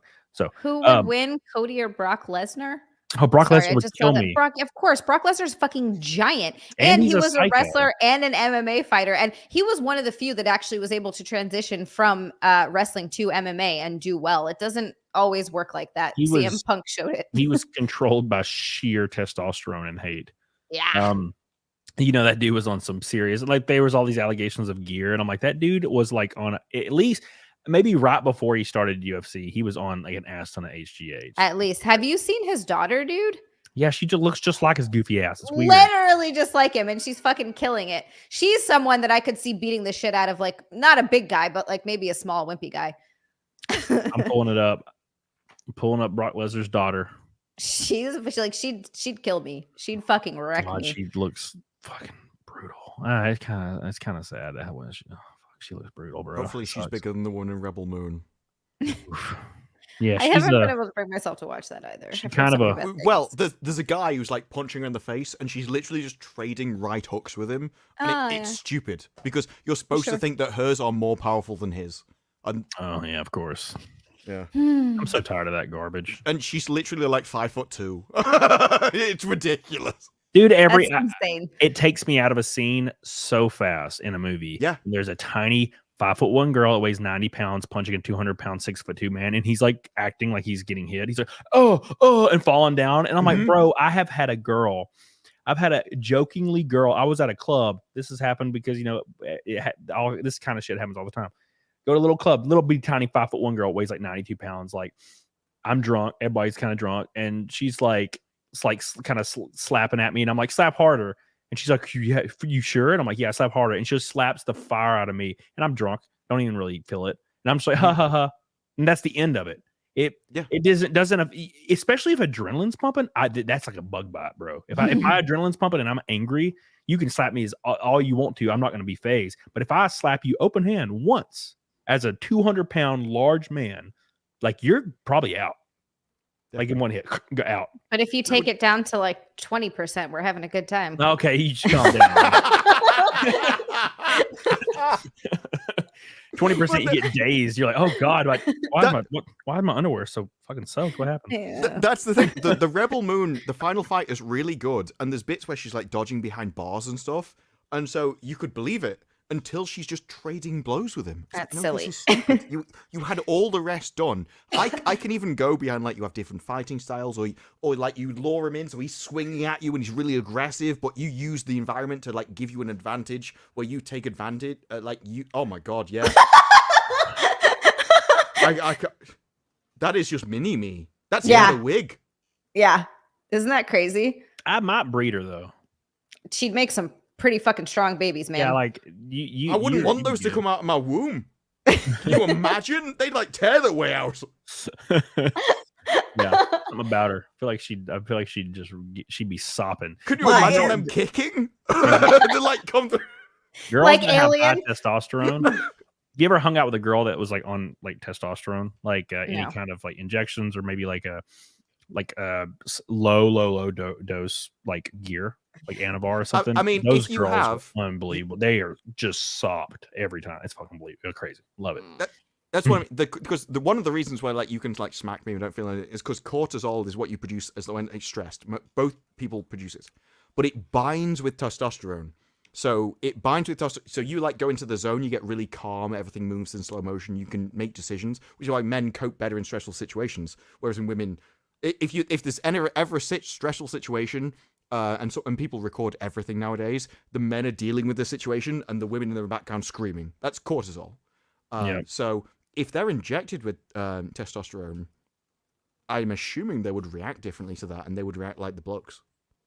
I don't know what it is, but when cool. every girl I've ever met that was on testosterone would like, they were just extremely forward and upfront. They would like text me at like 3 a.m. and be like, more aggressive. I need you to come over and fuck me. I'm like, oh God, Jesus.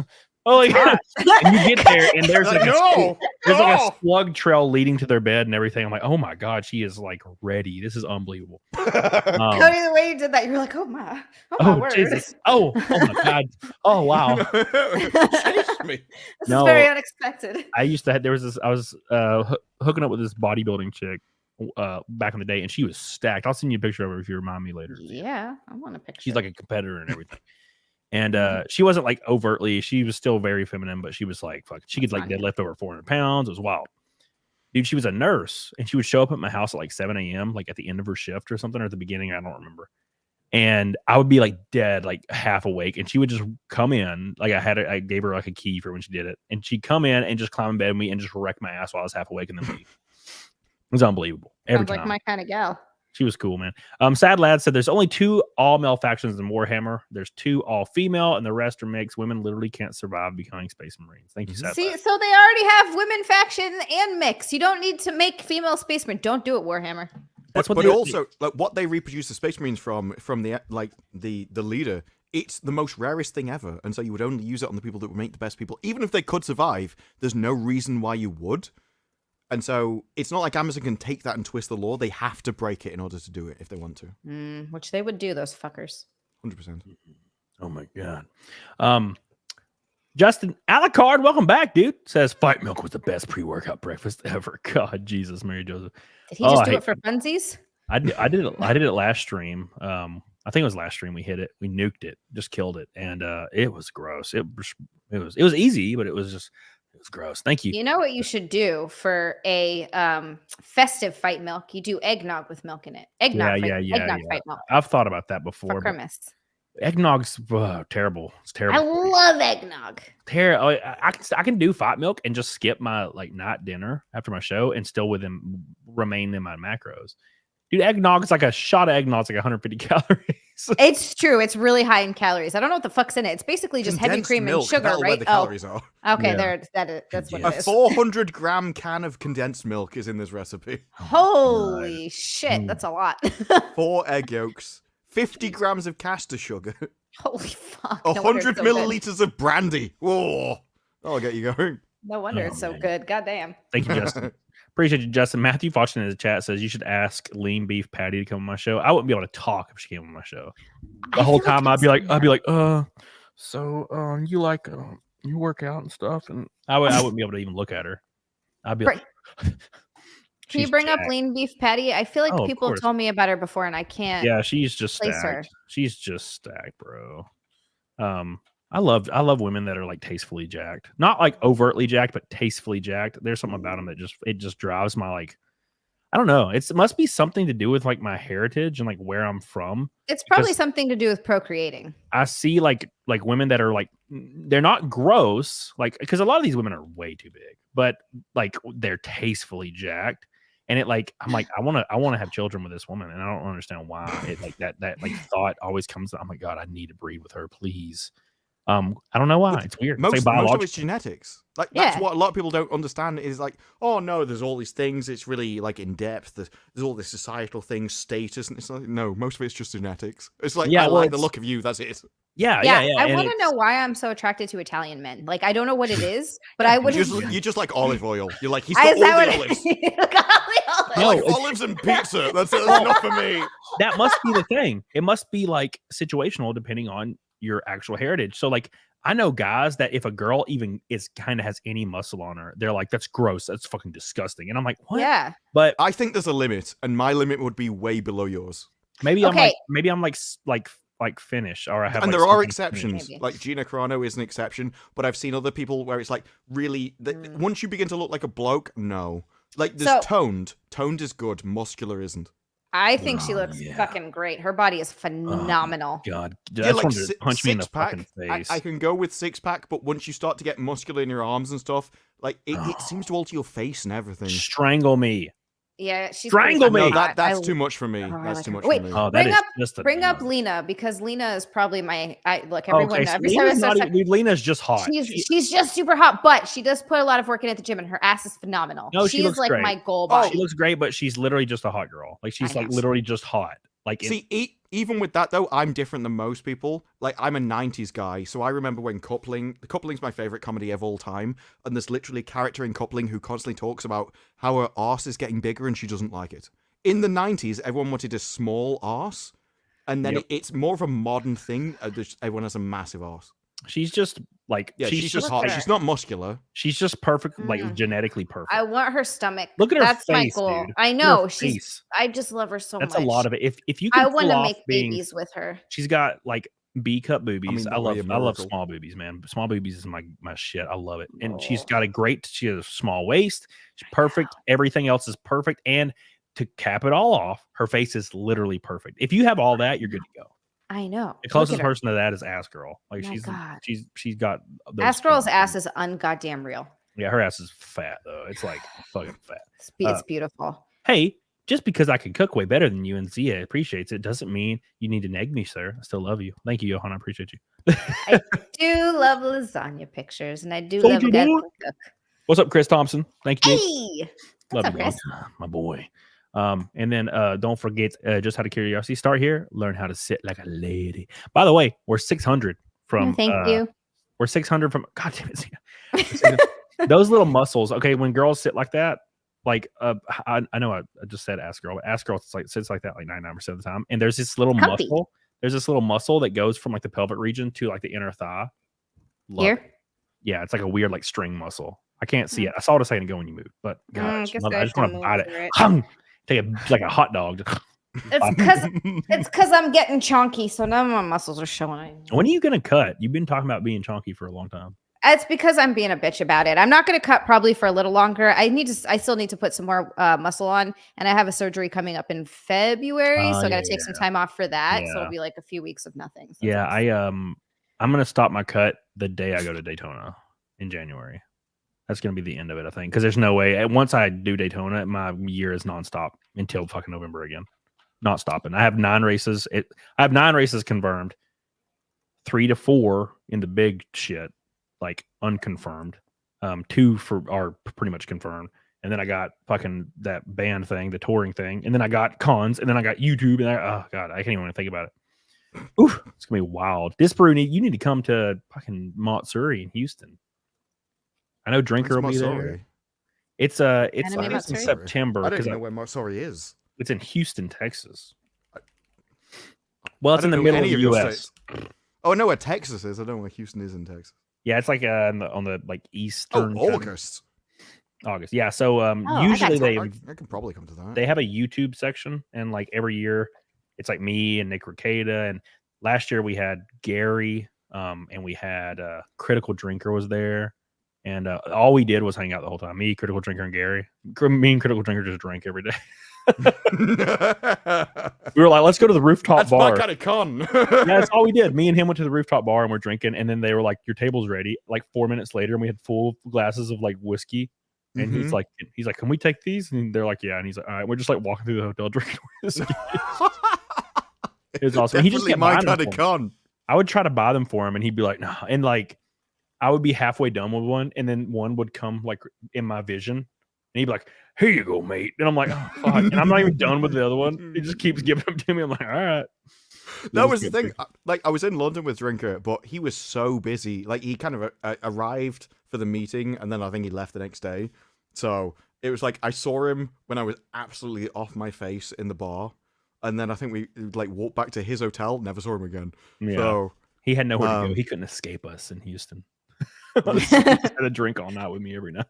But that was the thing with the cons. Like, your cons are so much bigger than ours. I looked at some of our cons, and there's like no one really there that I kind of know. And then any con over there, you can look and like 10, 15 people that I would love to meet, kind of thing. So yeah. The one that I really want to go to, like, there's a few places in America that I want to go. One is Las Vegas. So I'd really like to go to Nerdrotics meetup in Vegas, because when is that? I think April, I think. I want to say. I want to go to that. It's based around another con.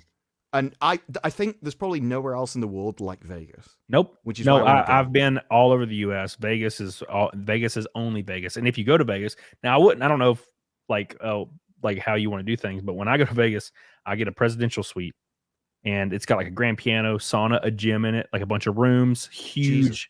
It's like $5,000. Can you like play 4 the days. piano or just like I can flex? Dude, I got blitzed, and I was just jamming the piano. It was me and Bronca, and there's a video. Sounds really cool. There's a video on Nick Ricada's Locals last year in February, and we're all blitzed, and I'm just playing Open Arms by Journey all the way through, and Nick is just poorly singing it. He's like, so you need to get Ryan involved. Ryan can sing. And then he was like kissing me on the head but in between verses. He's like, "I love you, bro." And I'm like, "Gosh, that's fucking adorable and so gay." He's a good dude. He's a good dude. And then a bunch of my mods always show up in Vegas every time I go there, so it's fun. Yeah, you need to go to because I know Gary does a meetup in Vegas every year. It's like a tradition by this point. So we need to just all go there then. Yeah, well, I've been to Vegas once. It's this year. Like, it's something I've always wanted to do as a kid. Never thought I really would, but now I've got a reason to go. So, like, all the more reason for me to go. I think it would be fun if I went for something like that. But the time that I went to Vegas was literally, I was sober at that point. So I was like, I was already sober. So you're sober. Fuck. Are you sober now? Yeah. She's sober forever. 9 years. Of all the people that I thought would never go sober, I thought it was you. I didn't know you were sober before. What? I've been sober for 9 years. Yeah, over 9 years, actually. You act while sober how I would imagine a drunk person acted. That's why I don't need alcohol. Even as I'm saying it, I'm like, I don't know whether it's a compliment or not, but it's kind of intended as one. Oh, wow. Matt says he's going to Vegas the first week of January for the first time.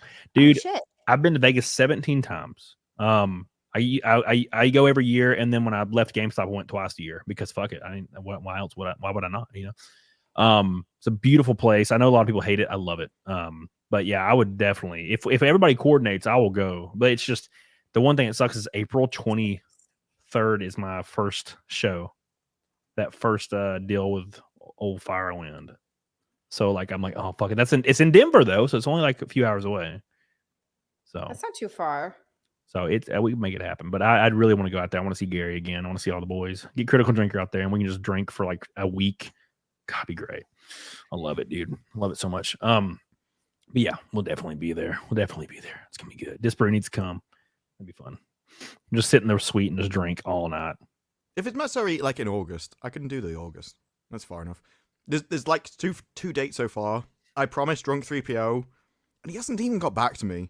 There's one, I think it's MegaCon in February. I was absolutely off my face in one of his streams, and I promised that if Gina Carano said that she'd go to MegaCon, I'll go to MegaCon. And I expected like he'd confirm in like a week. It's now been about 2 months. He's still not got back to me. So at this point, I don't know. But Las Vegas is what I definitely want to go to. Like August in MegaCon, I probably can. Yeah. I wouldn't. Yeah, August in Houston. That'll be a fun one. I'll definitely be there. I mean, it's only I fly everywhere directly from my airport, and it's like an hour and a half to almost any of these cons, except for Vegas is 4 hours. But I don't understand the American thing of it's 24 hours drive. I'm not going to take a plane. It's like, why? Dude, Cecil. We just talked about 3 hour plane or 24 hours driving. It's an easy choice.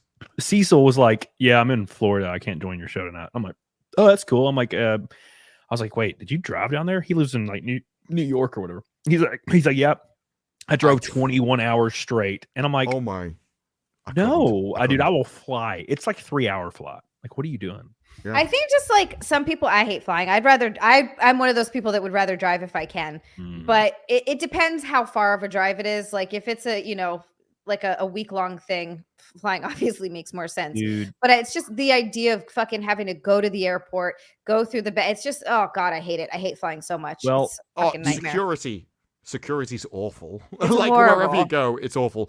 But it's there's a lot of this is what makes me laugh when people are like, America doesn't have a culture. Like UK doesn't have a culture. It's like, no, it does, because I know what it's like not to be American.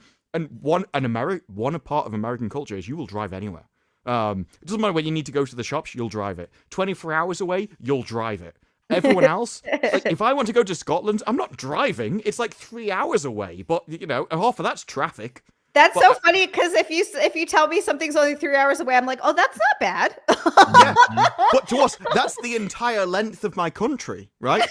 That's so funny. But this is what, like, Gary will do on the road streams, and he'll be like, I've been driving for 14 hours, just leaving Texas. And I'm like, oh no. I'll never. I could reach Russia in that time. I would die. I the first year I was racing, I raced a couple times, and I had to drive like 18 hours.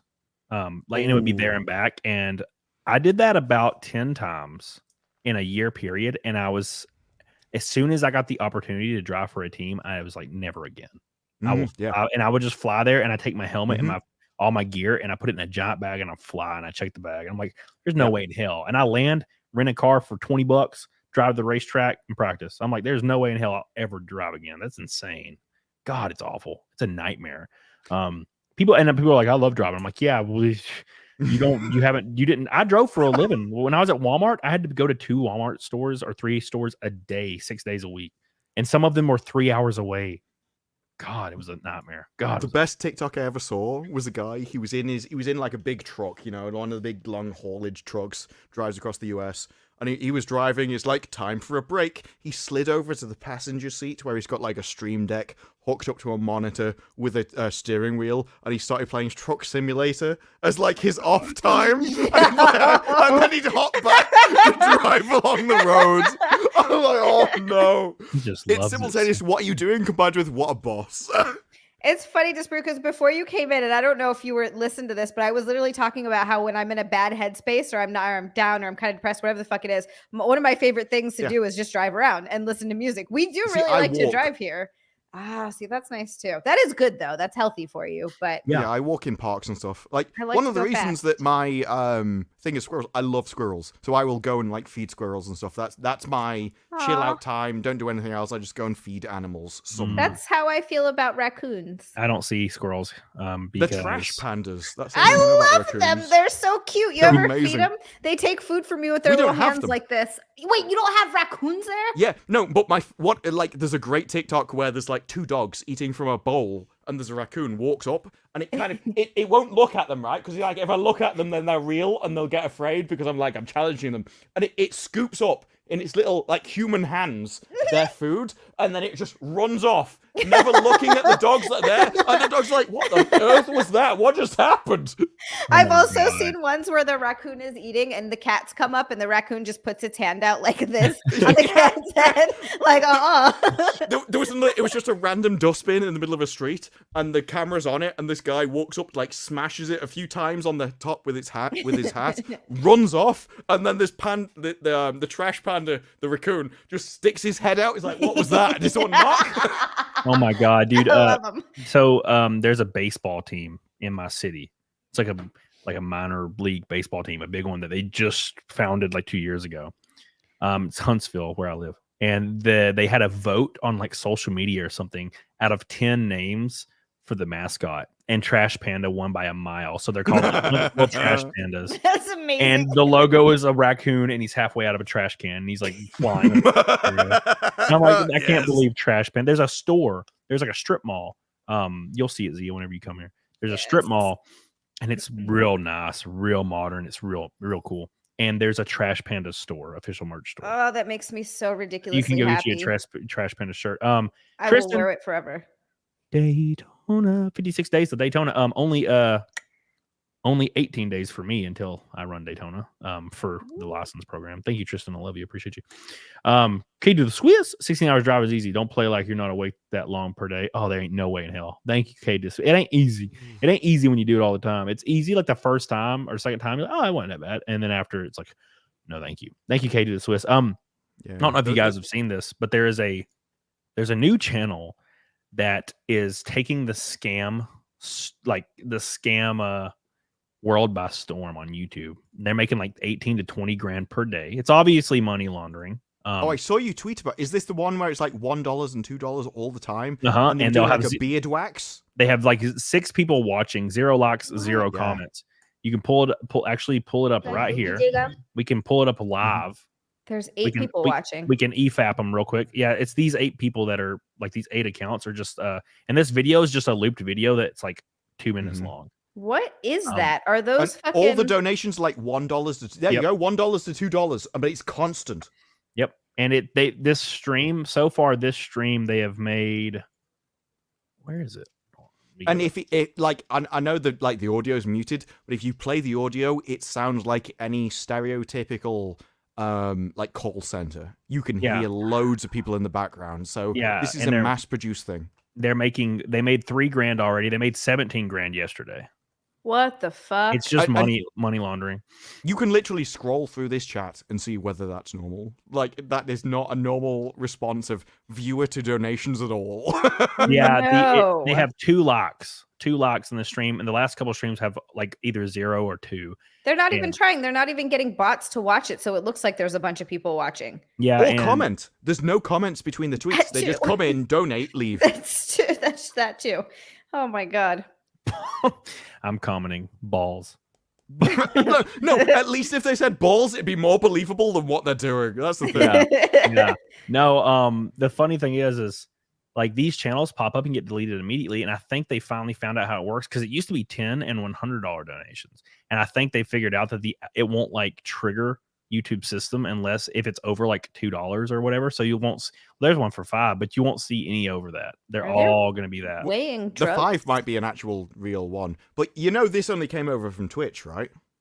Oh, I did not. This was on Twitch first. Yeah, because what happened? I don't know whether you know the story. Like at one point, there was a Twitch leak where it leaked all of the donations that everybody got. So we found out from the top to the bottom how much everybody made in a year. Oh, I remember this. Yeah.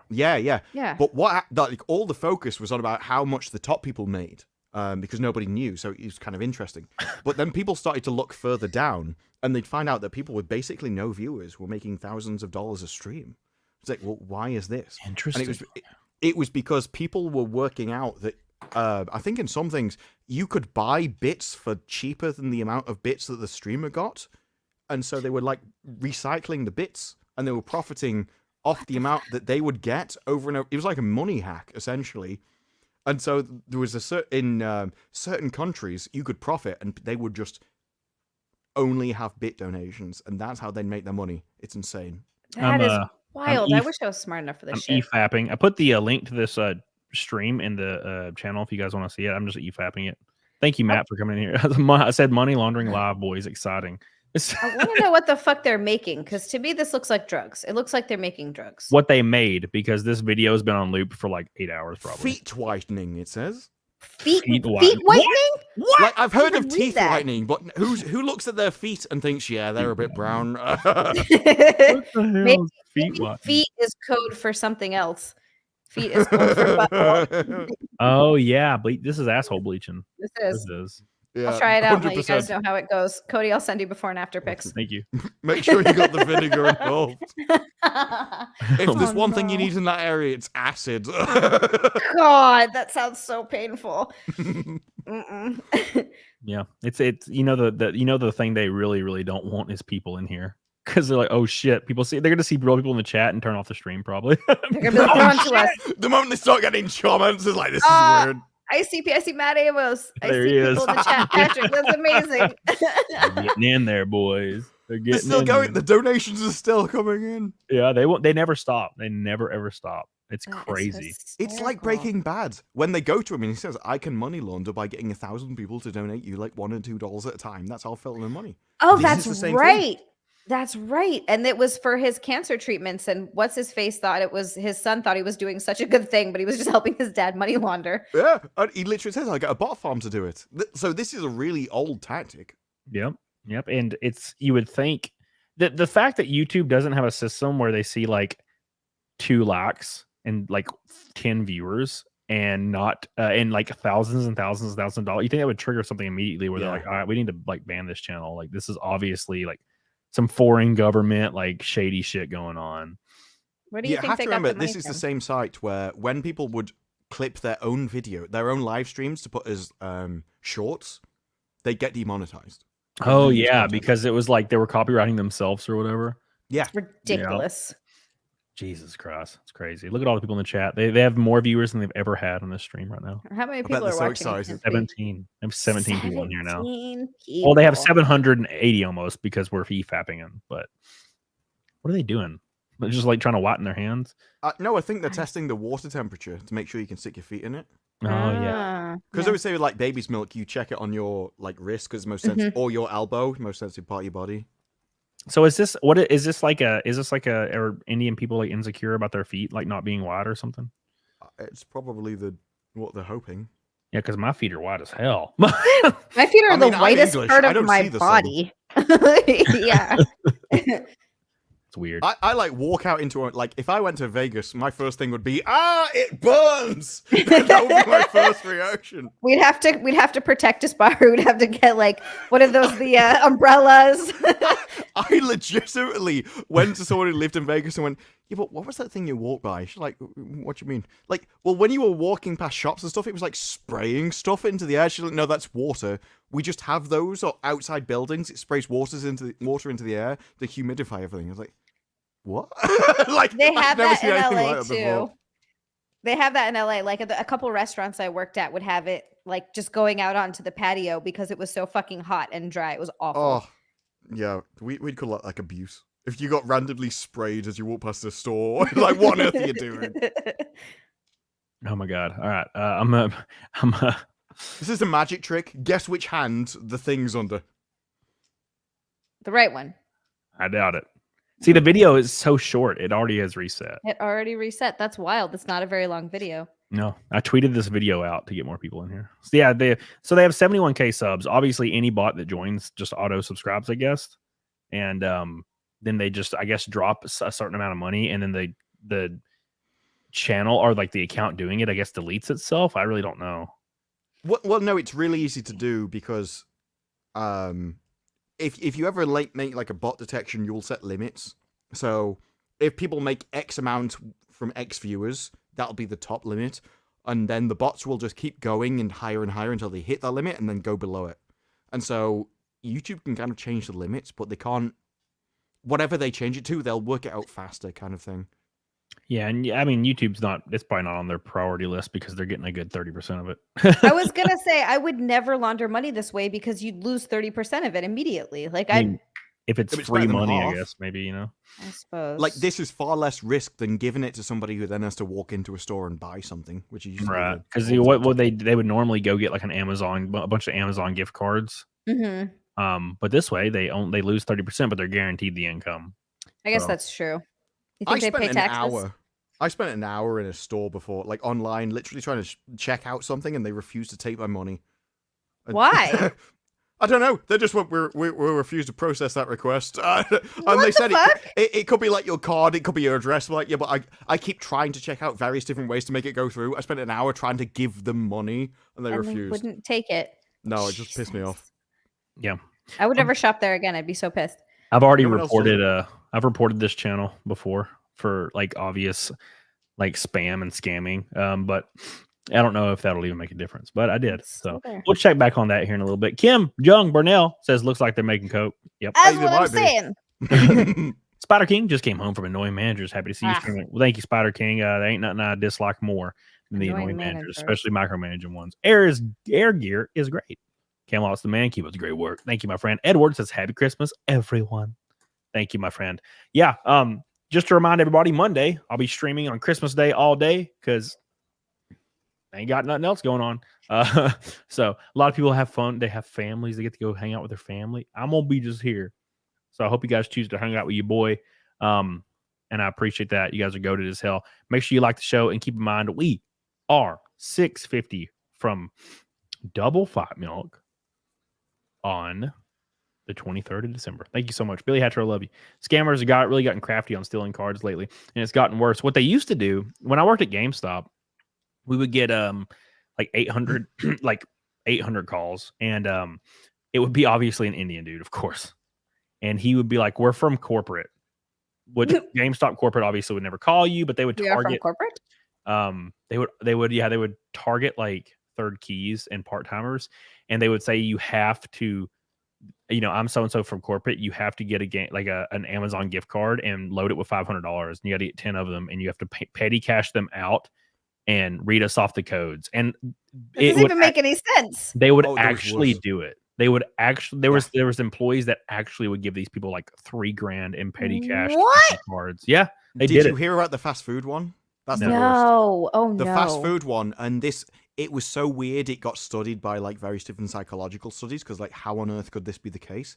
Someone would phone up, and he'd be like, "We think one of your staff has been stealing," and like they'd phone up like the manager that they could get their hands on, or they'd find a way to get contact with them. I mean, like what staff? So they'd choose a female staff and like, no, you need to search her. And then they get progressively more in depth with the searches until the point where it's like, and it was literally the psychology study came back with the only explanation we can think of why this would ever happen is because they are trained to just do as they're told. And so you make a burger, you do this, this, this, this, and this. And so whatever you're told, that's what you do. And it kind of removes your individuality and your ability to make decision changes, and you just do what you're told. And so you get called into the boss, and the boss tells you to do something that you know is wrong. You do it anyway because that's what you've been told for years, and that's what you're trained to do. Like, you're removed as an individual and you just can become part of the machine. It was insane. Jesus Christ. It's like Walmart. I mean, the easiest place to do that scam would be in lower Walmart employees, because when I was, there was a company that was contracted out for Walmart. They eventually got bought out by Walmart. I was a market manager. And what a market manager is basically a district manager. And I would go from store to store to store to store doing all these things. And these, like, every other assistant manager, the store would have like 4 assistant managers, a co-manager, and a store manager, right? And every single assistant manager in the Walmart, like front, they had assistant manager of front of store, assistant manager back of store, assistant manager of this area, this area, this area. And every one of them had completely different things they wanted employees to do a certain way. So employees would get in trouble all the time because Janet told them to load up, like, front items this way or zone items this way. And Michael comes over and starts screaming at them because they're not zoning them the way he said. And they're going back and forth and back and forth. And that would be these people would be the perfect people to do that scam on, because they literally, like, they don't know what the hell is the right thing to do. It's whoever is yelling at them at that time is the right thing to do. Mm-hmm. So it's pretty terrifying. Chrissy's in the chat. I see her. Chrissy says, "Disparate, how are you still awake?" This is just me. It's like I wake up at weird times, I go to bed at weird times, and I have no idea when I'm going to be awake at any specific time on any day. So that's the way I like it. That's one thing. Send me a link. Cool. I turned up. That was how it worked. That's the thing that's really, really cool about the YouTube schedule, because I've talked to people, anybody that does YouTube as like a means to exist, and you tell them the YouTuber sleep schedule, and they all know it. They're like, "Oh yeah, I know what you mean." It's like you basically wake up whenever and you go to bed whenever, and you make sure you're awake for your shows. That's pretty much the end of it. Mm-hmm. So I'll wake up sometimes at noon, sometimes at 4 p.m., sometimes at 8 a.m. Woke up at 6 a.m. the other day and was up all day.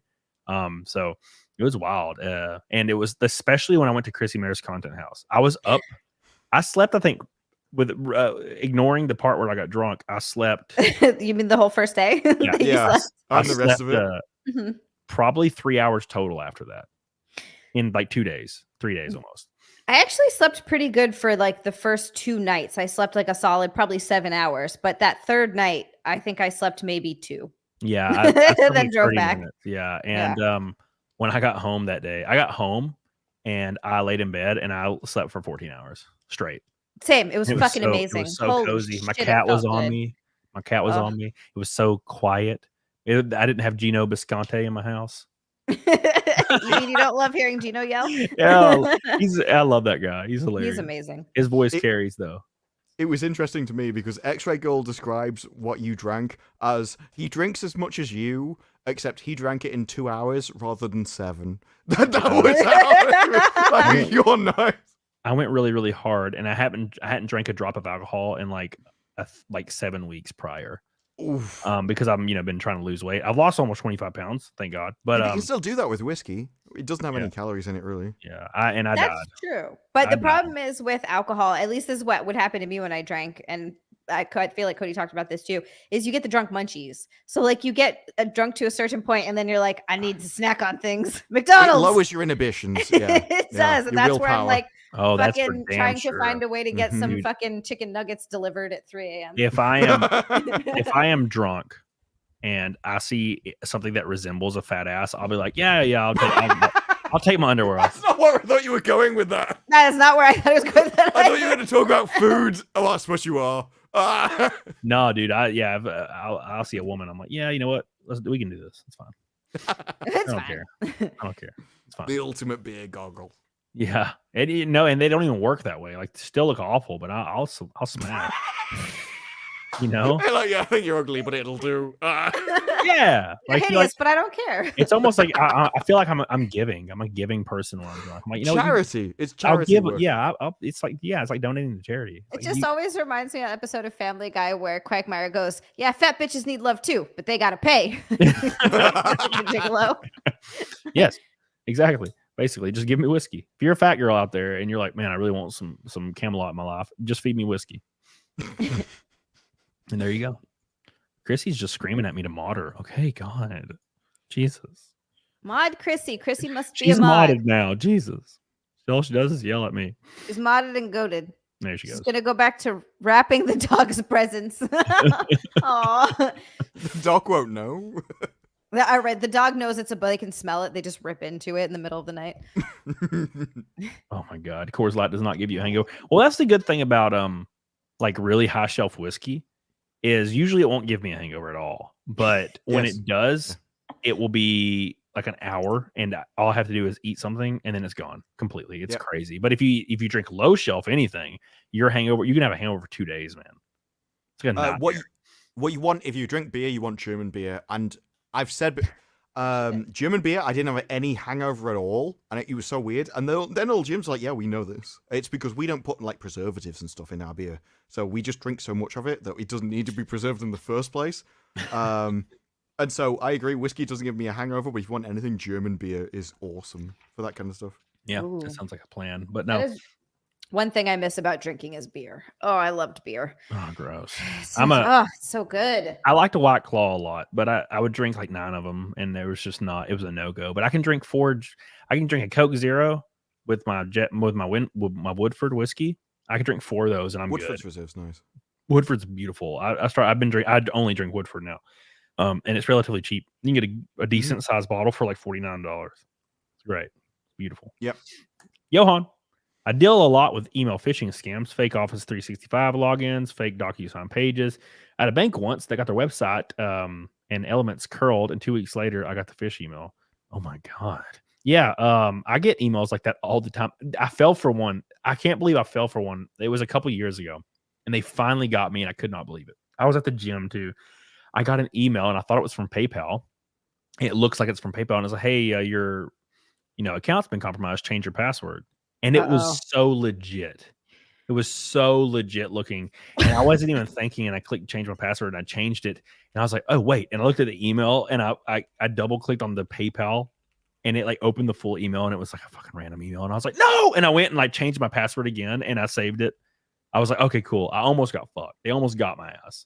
It's every once in a while there's one that's so clever. I remember I've never been had by anything since, but I was like 18 years old. And I remember getting a call for them telling me that that my card was frozen and I needed to call and enter this. And they were like, we've got some suspicious, like my debit card or something.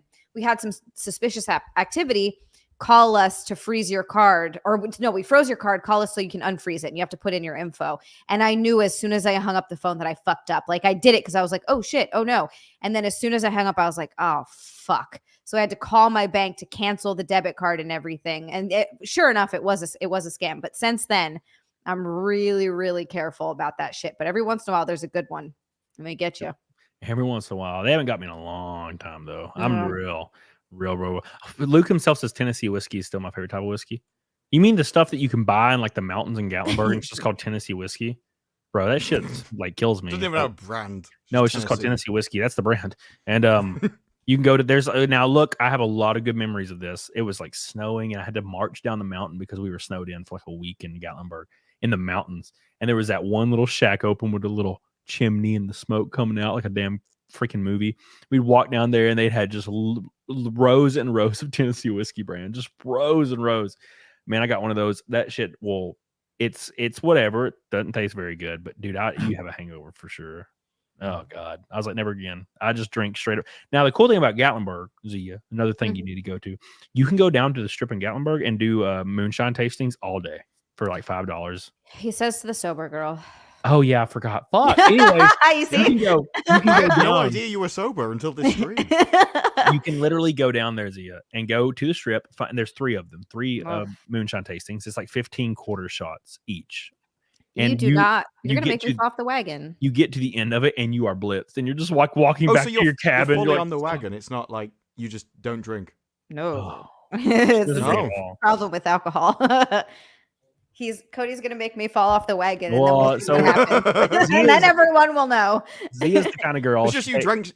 You act like you're drunk so often. I just assumed. Just assumed I was drunk the whole time. You're just really hyper all the time. That's why people love her, is because she's like, oh, because you know every girl's like a little drunk, they're so great. Like she's it's like the bubbly, energizer. cute. Like Zia's the energizer bunny. Yeah. She is literally I've got so much energy all the time. Right? I always tell people that my streams are fueled by ADHD and sugar, and that's actually pretty true. Okay, that works. Yeah. Oh Who my needs God. alcohol when you have those two things? No, but I feel like with how what she's implied is like she's the kind of girl that she takes a shot of alcohol and she finds the nearest dick and she sucks. Yeah. Yes. Yeah. See, I know that. 1,000%. Of course I get that vibe so fucking much. When you're How'd sober, you know, Cody? when you're sober, I get that vibe. So yeah, I know what you're Yeah, it's not actually a problem with alcohol. It's like otherwise they would just had too many. I thought they'd be lining up. It's not an alcohol problem. It's a dick problem. Yeah. Oh man. Somebody in the chat. Hold on. This is a good one. Not in uncivilian says Camelot basically had Billy Hatcher pay his mortgage for the month from Superchats this year. Nope. My mortgage is way more. It's brutal. Mortgages are terrible. I can't wait to refinance. Mine makes me want to cry. I got a 5% That'll make your interest mortgage rate. worse. Huh? Refinancing will make your mortgage worse. Right now it will, but I'm hoping for interest rates to go down and then I'll refinance, and then it makes it better. Okay, yeah. Yeah. No, not now. Not now. My mortgage is, I got it at 5% like in 2022. You're lucky. Now they're 8%. It's crazy. And I want to refinance, but I'm waiting patiently. My mortgage is almost $4,000 though. What the thing is in America, and there are loads of like little minute differences that you don't really realize until like you stumble across a video that explains it. Apparently, you guys get like 20 and 30 year fixed mortgages. We don't. What do you get? What do you get? Like 2 to 5 at max. Then what happens? Then you go into the normal rate. So we will literally have people take out a mortgage like 2%. Like given the recent 5-year schedule, right? You could take out a mortgage at like 1.5, maybe 2%, something like that. And then suddenly you're paying 7.5. Yep. And that's the jump. And so people's mortgages have literally been going from like £500 a month payment to like $2,500, $3,000 payments. Yep. Holy and so then you lose shit. your house. And then that causes the housing collapse. Yeah. That sounds like a terrible system. Why are they still doing that? Yeah. I don't know. But I thought you kind of think everyone else is the same as you until you find out, no, we have 20 and 30-year mortgages and we can just choose. Yeah. Wow. Yeah. So it's wild because when I first bought this house, it was like my mortgage was like $3,200, which is a lot. That is a lot. And they forced PMI on me for no reason, even though my credit was good. I put $100,000 down, but whatever. Wait. Was it not 20% What that you put down? I put 108 grand down. It was not 20%. No. Yeah, if it's not 20%, same thing. I get fucking saddled with PMI and it pisses me the fuck off. Yeah. But your housing prices are because your country is so massive, your land's far cheaper. And you get about double the size of the house for half the price that we do. Yeah. Insane. So, but it started out 3,300, and my property taxes went up like 600% in 2 years. So my property taxes were like $1,800, and now they're like $8 grand. And I'm sure next year they're going to be like 12. So my mortgage it goes up every year. My mortgage goes up a couple $100. It's so fucking frustrating. I'm like really trying to figure out. I keep hoping for them to lower interest rates so I can refinance. And oddly, this year our property tax. I know. It won't happen for many years. This is what people are saying, and I don't know if it's true. I'm not going to hold my breath for it. Probably not. Is that they're going to lower it when the election rolls around because Biden's trying to stay in office. So they're like, oh, maybe if we lower interest rates, gas prices will go down. Yeah, all that around election. So that's kind of what I'm hoping for. Still not going to vote for. Yeah, well, it'd be short term. Yeah, it would definitely be short term. Get in there in that pocket. Like if it goes down to 5%, yeah, that's when you refinance. That old Trumpy's like in every poll is leading by double digits. Yeah, no shit, because people are sick of this garbage economy that we have right now. now. It might be better if he didn't like walk around and shake hands with invisible people and then like throw his hands up like a 90-year-old man and go, oh, and just walk in a random direction. And you see all these secret agent dudes coming out from behind curtains and they're like, fuck, what is he doing? He's just walking into the people in the stage and he's just looking around and doing this. And like every time he talks, I'm like, people see that shit. And they're like, okay, this guy's like 9,000 years old. It's not just that. It is literally, economy is one of the easiest subjects in all of history. There's very little to it. It's not really very complex. And one of the things is, there's a reason why we're on the gold standard and we didn't just print money all the time. That's all it comes down to. If you print money, inflation happens. If you don't print money, inflation doesn't happen. It's that simple. Like, you can teach this in an hour to people. Yeah, and for some reason, we just don't get it. And everybody wants things for free. And they're like, incentive payments, just print more money, give it to me. And it's like, dude, this is fucking... That's my favorite thing. It's really beneficial if you've got debt. That's why. Yeah. So some people support it. That's my favorite thing is it's always a 19 or 20-year-old kid that's like, yeah, their parents are like upper middle class and they're going to school and they're like they self-proclaim themselves as a socialist. And there's like people that come from socialist like countries and they're like, you do realize that I came from a place like that and it was like everyone was dying. And they're like, oh, it's because you didn't do your government didn't do it right. And I'm like, you are a 20-year-old in university learning about like gender studies. How the fuck do you think that this random country that started off saying that they were going to try to do good and this is the way to help everybody and then it fell and everyone died and you know how to do it better, 19-year-old like Jessica, come on. People in Venezuela are like, we're starving. They're literally starving. Please God. Eastern Europe is like one of the most base places you'll ever go because they've lived under this and they don't want to live under it again. And they're like, no. Exactly. I mean, Jesus Christ. Like, it never works. There's no way for it to work. There just isn't. No, well, Zia, we need to try how the 19-year-old college student says it should work. Yeah. Because everyone knows that when you're a kid, you know way more than when you're older. That's just how that works. I had the same ideas I was a fucking idiot. I had the same idea. I remember talking to my dad about this. I was like, Dad, well, why don't they just pay everybody the same? And my dad had to literally explain to me that that's not, people wouldn't want to work hard. There would be no innovation. Like he had to explain all this stuff to me. And I was like, oh, I guess you don't get that shit when you're 20 and 19 and 18. You don't understand because you haven't really lived. Right. I didn't understand that things earned had immense value personally to me until I was in my 30s. And now like every small thing, like next step that I accomplished, like whether it be YouTube, racing, it like means I'm like, holy shit, like this, I'm so thankful. This is amazing. You worked so hard for it. But there are kids right now that go into NASCAR because their dad's the CEO of Aris. And they just they're just racing, and they win like a race, because they're a halfway decent driver. And they're in a really high-end ride because their dad signed a $38 million check for 2024 or 2023. And they'll win a race, and they get out of the car, and they barely have a smile crack. And they're like, yeah, it was a good race. First win. Glad we got our first win. And I'm like, what the fuck? Dude, I would be literally like on the ground, inconsolable, like in tears. But they'd have to pick me up. I'd be like, I can't believe this. I would pass out and everything if I won. I've tried Yes. You know the amount of effort that went into it. You know the skill that went into it. You know the time, the money, the money that you worked for, of the sweat of your own brow. So it was like everything that happened for years led up to this moment. They just got given it, and so it's not something given has no value. It's one of the universal things, and it is literally the more you work for something, the more you value something. Which is why children should not just be given money, but they need to do chores in order to get money, because then it teaches them the value of money, and that leads into their older thing. Because whatever you learn as a child leads up to everything else. Whereas if you're a rich kid, what happens if you get like $1,000 a month as a 5-year-old? You buy whatever toys you want, and none of them matter because the money doesn't matter. It's just an infinite money supply that just comes from somewhere else that isn't you. Whereas if they have to actually work, then it teaches them the value of these things.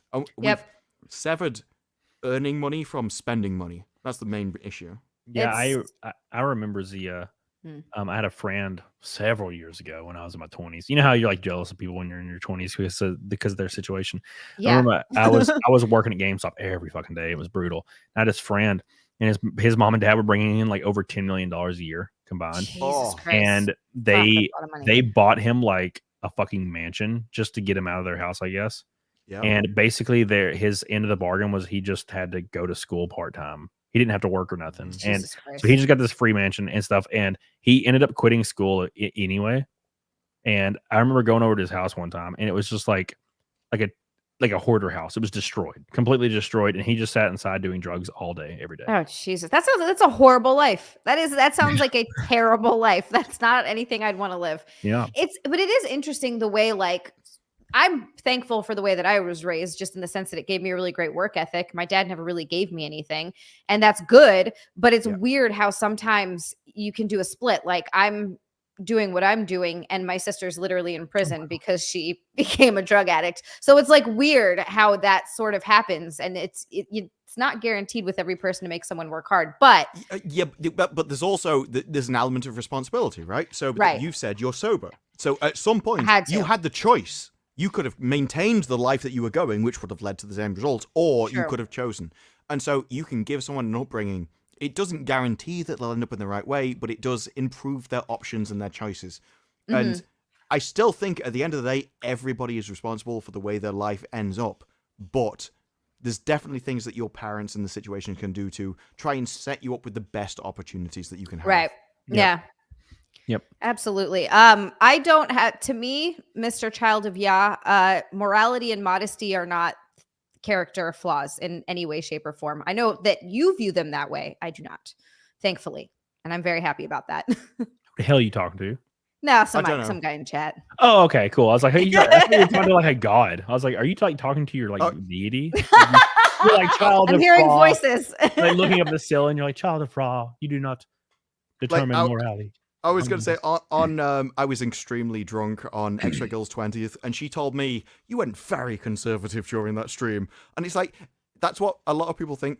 But with me, I have a certain worldview, and unless I explain all of it, a lot of people don't understand it, so it can come across as I'm extremely like judgmental in this way, which I am, which I think is a good thing. But it's not like... It's not that I think that people shouldn't do this. I'm not like the government should ban all of this stuff and we should be all like this. It's like, no, I just think this is the way we should be. But on the other hand, if you go too far, then I think there should be something that draws you back. Like, I think Twitch has gone too far, and so like society should draw you back. I'm not like this should be illegal, but people should judge it into like non-existence. But there's other things where I'm like, well, if you do it in the privacy of your own home along this thing and the people have to search out for it, then I'm like, I don't care. Like, you do whatever you want over there. Matt Amos says 3 a.m. snackitude air fryer plus Tyson chicken nuggets. I wish. Yes. I had a grilled chicken tenderloin and a quarter cup of cooked rice with a quarter cup of Colby Jack cheese in it right before the show. That sounds fucking awesome. It's great. But the day I go down to Daytona is when the day my diet probably ends, because that's still 2 weeks off of where I was going to end it anyway, and I'm like 4 pounds from my goal. So I'll be down almost 30 pounds, and damn. I took a picture today, and I was like, damn, I'm really thin looking. But I ain't got nothing. Great. And thanks a lot, Cody. It's funny because the team was like, hey, make sure you're like around 200 pounds because we don't want to have to change the seat for your test at Daytona. Well, Oops. So we don't want to put in that much fuel to lift your fat ass around the truck. So yeah, unfortunately, I am like gonna be way under 200 pounds. Thank you, Matt Amos. I love you. Appreciate you. Johan Noxos says I drank with Gino once. Man's a machine, bro. We were kind of double Jamesons. I was trying to keep up. I don't remember the last 2 hours. Oh, Jameson's nice though. For a very cheap whiskey, it's probably the nicest cheap whiskey you can get. I think Jameson's. Yeah, that and you know what I hate? I hate Sailor Jerry. I used to love Sailor Jerry. I know you did. Root beer. I remember. And then what was it? My friend for years, my friend drank Burnett's vodka. It's the grossest shit on the face. You can actually run a car off of it, by the way. I don't want anyone to drink vodka. It's all like that. It's like it's all terrible, right? Yeah, it's disgusting. Grey Goose isn't too bad. Grey Goose, I remember. Grey Goose is the smoothest of the battery acids, but like, do they mix it? Like, if you have to mix a drink with something else to make it edible, I don't think it's nice. Yeah, that's true. Like the Burnett's, there was a YouTube video of a guy filling his car up with a gallon of Burnett's and driving it all the way home. I'm not surprised. It's unbelievable. And he was like, this shit's like poison. I can't believe people drink this. Yeah. He was like squeezing the bottle, and it's a huge bottle, but it's plastic and it's like squeezy. And he's like, what the fuck? He's like, it's like $7 for computer with vodka. God, it's basically just prison vodka. That's all it is. Matt says balance is everything in life, money, food, life, everything is about balance. Thank you. Agreed. 100%. 100%. Let me give a shout out to a couple of these people real quick. By the way, I just had a guy email me just now to confirm a show date, and it's a big one. And I'm very excited. Very excited. Think of Gerard the Completionist. That big story that has been happening for like the last. Is it the guys that did the story on him? It's one of them, yeah. Oh shit! Nice. So I'm very surprised he emailed me back. That's really cool. Billy Hatcher, I love you. I appreciate you. Wookie Be Bad, love you. Matt Fortune, love you. Johan, I love you. Slosher, I love you. Matt Fortune, I love you. Disco Cobra, my boy. Neanderthal, Gabriel Knight, Renee Galarza, Matthew Fortune. Where's the next one? Where's the next one? Okay, I want to count these real quick. The most red super chats I've ever had in a stream is 16 in my entire career. 16. This is 1, 2, 3, 4, 5, 6, 7, 8, 9, 10. And 12, surely, because it's a 200. Wow. Well, yeah, technically. Yeah. Damn. Mm-hmm. Yeah. It's wild. That was probably on my 24-hour stream in February of 2020 when I hit 100K subs or whatever. I did a 24-hour stream when I hit 100K subs, and it was one of those. It was like that stream where I got the record, Red Boys, I think.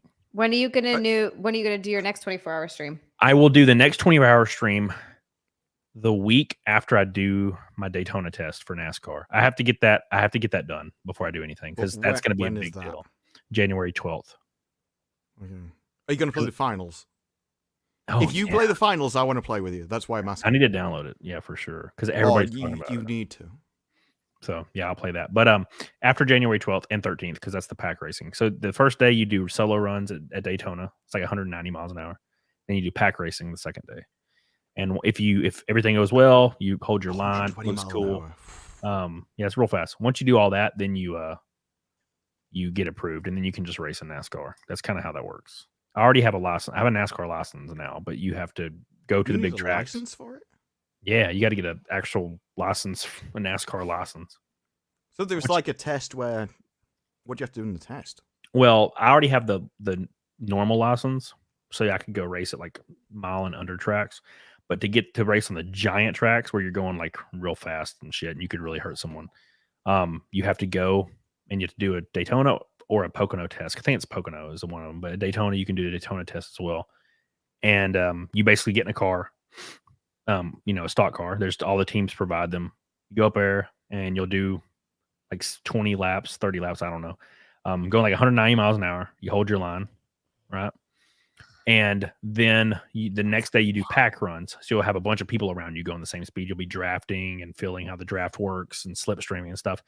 Once you do successful at that, then they'll approve you for a full competition license. Then you can just go race anywhere you want. That's how it works. You have to do all kinds of doctor's visits and all kinds of freaking drug tests and shit. But it's all, safety. So you just I just drink booze. That's it. Yeah. Not in a while, except for that one time. Except for that one time When Z I'm was glad singing I was. from I was. Fireplace. Yeah, I'm glad I was there to witness it. That was fun. That was fun. I like drunk Cody. He's Yeah. nice. You came with high reviews from X-Ray Girl. I'm really God damn it. That's X-Ray Girl saying it was I know he was there. Like, Yeah. Yeah. Thank you, Billy Hatcher. I appreciate you. I love you. You should do a stream on Saturday or Sunday, like the 24-hour stream. I might. Yeah. We'll see what happens. But yeah, you never lived to Daytona. It's gonna be interesting. I'm excited. I've went like 180 at Daytona for a second, like down the front stretch. I've never done it for like 45 minutes straight. So that's gonna be very interesting. I'm excited though. Yeah, when I get drunk, I'm just really laid back and cool. And I just like have a good time and I just talk. I'm not, you know how there's like different types of drunks? There's like angry drunks or like, yeah, you're not any of those things. I just sit there and melt into a couch and I just start like complimenting people. You do. People that don't know me always tell me that like I get aggressive, and it's like, no, you don't understand. I get passionate about things. That's the difference. Like I stop caring what your opinion is, and I just start arguing for my opinion. It's not like at no point I'm ever gonna punch you in the face, but I will like get like really Argumentative. enthusiastic about something. Okay. Yeah. All right. So it'll be like, I don't care what your opinion is. I'm correct. It's like the way I get. So it's like, you can be this. No, I'm the one who's right. And so some people think that like that's aggressive. It's like, no, it's just it's more that you stop caring about sugarcoating things rather than anything else. Well, then also it's so easy to. I don't know why people get drawn into arguments like that. Anyway, it's so easy to be like, all right, that's how you feel about it. So I don't know why people would get sucked into that and getting worked up into it to begin with. I guess unless they're also drunk. Yeah, I'm not that kind of person. Yeah. At no point would I be like, yeah, we just agree to disagree a bit. You know, I'm the Like, one no, who's you're wrong. right, actually. You You're can wrong. disagree with me, but I'm the one who's right. Mark the Cyborg said we mostly just talked about Metal Gear Solid. Yes. It's true. Oh, awesome. That's all we did. Yeah. That's We a were just great talking about- night. Yeah, well, I was drunk and talking about Metal Gear. I can't. To be fair, I'm really excited to start casually, drinking again. And I never go overboard unless it's like the first time in a long time. But I never go overboard. I usually will drink like two little whiskeys or three little whiskeys and just really relax and just have conversations. I haven't been that bad since Vegas last year. I got really intoxicated. It was a lot of fun. So, but that was also the day I went to Vegas. The day I went to Vegas in 2023 was February like 8th, maybe. And I got there, and it was 2 months into my diet last year, and I got there, and I wasn't doing a very good job because it was like during January, and I lost a few pounds. I lost like 10 pounds, but I didn't really do a good job. And I got there, and I ate like a cheeseburger and half a giant like Italian pizza. And I just started drinking whiskey, and I blacked out like within like 2 hours. Both of those things sound amazing. This At least always it's not you happens. eating more pizza. It's like if you pass out, you gotta eat. Yeah. So I gotta make sure it's. I need to eat like hours before a lot of bready stuff. I do remember drunk Cody at one point stumbling up to me and kind of whispering in my ear, I had a bite of the pizza. I feel so bad. Oh, yeah, The pizza box. I And remember. Yeah. There's one piece of pizza with like one little bite taken out of it. I was like, is that yours, Cody? And you're like, yeah. It's like an MMO game. You had a choice in front of you. Should I be moral and go, no, you should stay away from the pizza? Or should I just like be the devil and go, no, it's okay. The carbs won't affect you tonight. Yeah, you're drunk. They don't count. Have more pizza. It's totally fine. You're like force feeding him. Chrissy says, she's like, did you just say Italian pizza? Let me explain. There's this place in Vegas that's like a hole in the wall place, and if you go in, like the dudes are all like, hey, like just ridiculous, and they're all angry, and they just Mamma yell at mia. customers. I saw a dude like cuss a lady out and tell her to get the hell out of his store. Based. Like, Oh, my and favorite they make kind of these person. big, giant, like flat, like pizzas, and they're all like old bald Italian dudes that are angry. Flat pizzas, as opposed to what? As opposed to you can get. Oh, like, you're not on about the New York pizza pie stuff. those big I've fat had this pan argument so pizzas many and shit. times. Yeah. They're so, not pizzas. Italians go. don't think they're pizzas. Yeah. I like grandma slices though. Those are my favorite. The square slices. Yeah. Oof, yeah. No. See, No, now, calzones are the best. You I get a probably bunch shouldn't have of said full Italian order. because people that have like 0.001% of a like Italian blood get really angry about spaghetti and pizza, and I'll never understand. Like, my great grandfather was an 8th Italian. Shut up about pizza. I'm from Europe. I know Italians. I was gonna say no. It's East Coast. Like I've noticed this. Married to an East Coast Italian. They're very, very, and you know what? After living here for a while, I fucking get it. I've never had as good of Italian. I mean, I've never been to Italy. That's separate though. I'm talking about in the U.S. As good of Italian food as I've had in the New York, New Jersey area. It just isn't as good everywhere else. I don't know had why. Some good shit in Can't tell you why. Before. Pennsylvania they will do probably shots counts. of olive oil. Yeah. Proper Italians will do shots of olive oil as if it's a drink. And they'd be like, Yeah. oh, this is gorgeous. You've never had anything like this. Oh. Well, it's like it's a weird thing. You know, I don't really have a heritage thing because I grew up in a trailer park. I have no idea what my heritage is. So, like, Probably Viking or You're something. probably just English and just need to drink more yeah, tea. my You've just been separated from. my thing I have is just whatever I've developed interest in over the course of my life. But like people that like know their heritage, they get like really passionate about whatever their heritage is. So like, hey, I'm a pizza and it's all my stuff, and I'm just like, you're just Frank. Your name's Frank. No, Frank in the chat right there. Look at Frank. Literally, I will Do not you stand for this understand Italian. that I'm peasant. Italian, kind of. Damn you. Yes. That means I like pizza more. And I'm like, okay. This is my bugbear about Americans. All of them go, we're Italian, we're Irish, I'm French. We're like, no, you've never been to the country. You're just American.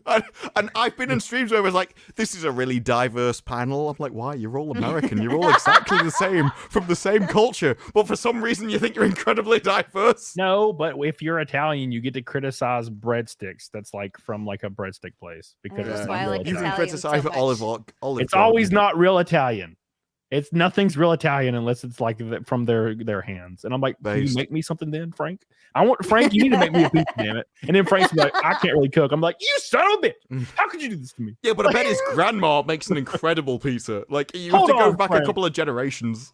Well, You yeah, guys be that's able the to cook thing. some It gets spaghetti. handed down from generation. Like they have these recipes from their Italian grandmas. It's true. That is true.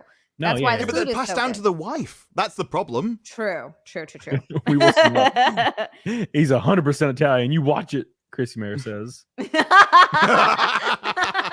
I don't know. Frank's a It'd be little like, too tall. Mamma Mia. I feel like Frank's a little too tall to be full Italian. Chrissy, you plumbing will can be screwed. absolutely ban Cody for dispersing Please, his God. Italian. Mario. You know how I Ban feel. me. Ban me for myself. No, I feel like every time I meet an Italian, they're like 5'6", and Frank's like 6'1". There are some tall Italians. You know, I don't It's I don't think it matters though. You heard he was 6'1". It's like, okay, I'm going to stop taking the piss out of him anymore. He could batter me. If I ever meet him in real life, the guy just walks up to you in like like bang. It's like, what was that for? Like, did you remember 7 months ago when you said that Italians were short? It's like, oh, sorry. Oh no! Oh please, Jesus! Oh God! Okay, look, I made you a mod, Frank. I apologize for your Italianness. Yeah, Never take the piss out of someone taller than you. That's the everyone's rule. Italian in this chat now. Suddenly, Yeah, Mark. Everyone's everyone's Italian. Italian Hey, or yo. Irish or whatever you Oh, prefer. hey, you know, I'm I'm streaming tired of here. No, Oliver Guinness. I don't know what I am. I need to Google it. Maybe I'm Italian, then I could be all bread sticky. And Get a shit. DNA test. That's what Americans Get tend a to DNA do. It's like, I'm 97%. 4% Italian, 4% Irish, 12% Scottish. That's gonna be me then. It's gonna be like, you're 6% Italian. I'm gonna be like, oh, mamma mia. I'm gonna be like, don't I even- like if you even- olives, but that's it. if you mention spaghetti in my presence, I'll yell. Yes. Did don't you know what know spaghetti that a is. single know. strand I've of watched the spaghetti Super Mario. is called a spaghetto? I doubt it. It's my. I don't think it it's is. true. I think it is. It's my favorite I piece think of one information. strand of spaghetti is called spaghetti. No, I it's called doubt a it. spaghetto. It sounds I like doubt an it. Americanism. You don't know shit, Gia. It's called a spaghetto. Don't take this away from me, you That guys. sounds like something that would get an exorcism from an Italian person. They'd be like, come on, bring it in. It's like when people call roly-polies roly-poly-olies. And I'm like, that's not what they're fucking called, bro. I've I like- never heard that before. Golly Wally Pogs. No. We That's can't a- even say that over here. We're like, no, like unironically, there was a bar. I say bar. It was like a pub. This pub had been around for literally hundreds of years, and it had those like dotted around the place. And the police came and took them away because she called them that name. It is literally illegal to say that in this country. What? Why? It's the way this country works. The whole hate speech thing is a really big thing, and Yeah. so it doesn't matter what, like, where it came from. What doesn't matter what the tradition is. If it offends people, You're not allowed to say it. I feel like that's gonna that's gonna get real bad eventually, where it's Yeah, I like feel like you're gonna that's say true. and you're gonna get arrested. But there's a very interesting thing when it comes to comedy, in that the moment you're not allowed to say something, it becomes funny. And so Exactly. if you can come up with a way of saying something which dodges the thing you're not allowed to say, it's incredibly hilarious. And so it kind of fights back against itself as you're just making more things more funny all the time. Yeah, I so do like some British comedians. There's some fucking good ones. I made a joke. I think British comedians. Oh, okay. I suddenly realized I'm not sure how much I want to offend the Americans in the room. I was gonna say I think British comedians are not only the best in the world, but the best comics. I mean, look, Ricky Gervais is one of my favorites. I like Jimmy Carr a lot. Like that, I'm biased because I'm it's so friends with some interesting. comedians who are a couple of my like no one to me will be much funnier than Jim Norton. He's always going to be a favorite, but British comedians are up there. No, but it was so interesting to me. The age that you chose was the age that I grew up with. Oh, Like both of those comics are like my teen years, which is when I was really into comedy, and now British comedy has died. And you've mentioned none of the new British comedies. that's because I don't know them. Well, exactly. But the reason you don't know them is because they're not funny anymore, because they converted to the sort of the new PC way of thinking, so they're not funny. You mentioned old British comics from back when you could kind of say anything. And I think that's part of comedy. You have to be able to push the line. You have to be able to say things that you can't say, because otherwise it doesn't work. Yep. And that's the same in any country. I made a joke on Twitter and I thought it was hilarious because I'm trying. I agree. It was hilarious. It was really funny. It was really good, actually. I'm getting a lot of I'm just starting to just say whatever for fun because I'm like, you know what, fuck it. I'm just gonna say whatever. There was this one tweet that speaking of this, there was this one tweet and it was like, if you could delete one country off the face of the earth, which one would it be? And I just commented and I was like, I'm so sad that I just remembered that Africa's a continent, not a country. Okay, that's not what I was thinking of. No, me neither. I was thinking of probably the one I you were was thinking of someone burglaring you. Yeah, That one was good. Yeah, it was great. That was a really funny tweet. I agree. Yeah, it was so funny that it blew up, and then of course I got permabanned forever for it. So I thought it was funny because it's like, yeah, but no, it's funny because somebody said it. I don't remember who. I think it was Laura. Maybe it was this. It's a girl that has a Rumble channel, and I invited her on, and then I got deleted, so I forgot who she was. But now I know who she is again. But she got permabanned or banned at least for saying something, and she quote tweeted and said, "It's not freedom of speech; it's freedom of reach. So if you're large enough, then you can say whatever you want to say." You can say what you want. Yeah, I can't. I'm on like I have over 400 appeals, and they get denied immediately. And it's like, yeah, we've determined that a violation did take place, and I'm like, but it didn't. You pissed off the furries. You pissed off the furries, Cody. They put a note on my account, and it's like forever permabanned, and it's real silly. It's real silly. By the way, Chrissy says context doesn't matter. Exactly. There's a thing. The same thing happened over here in like legal courts. You had the guy with the pug.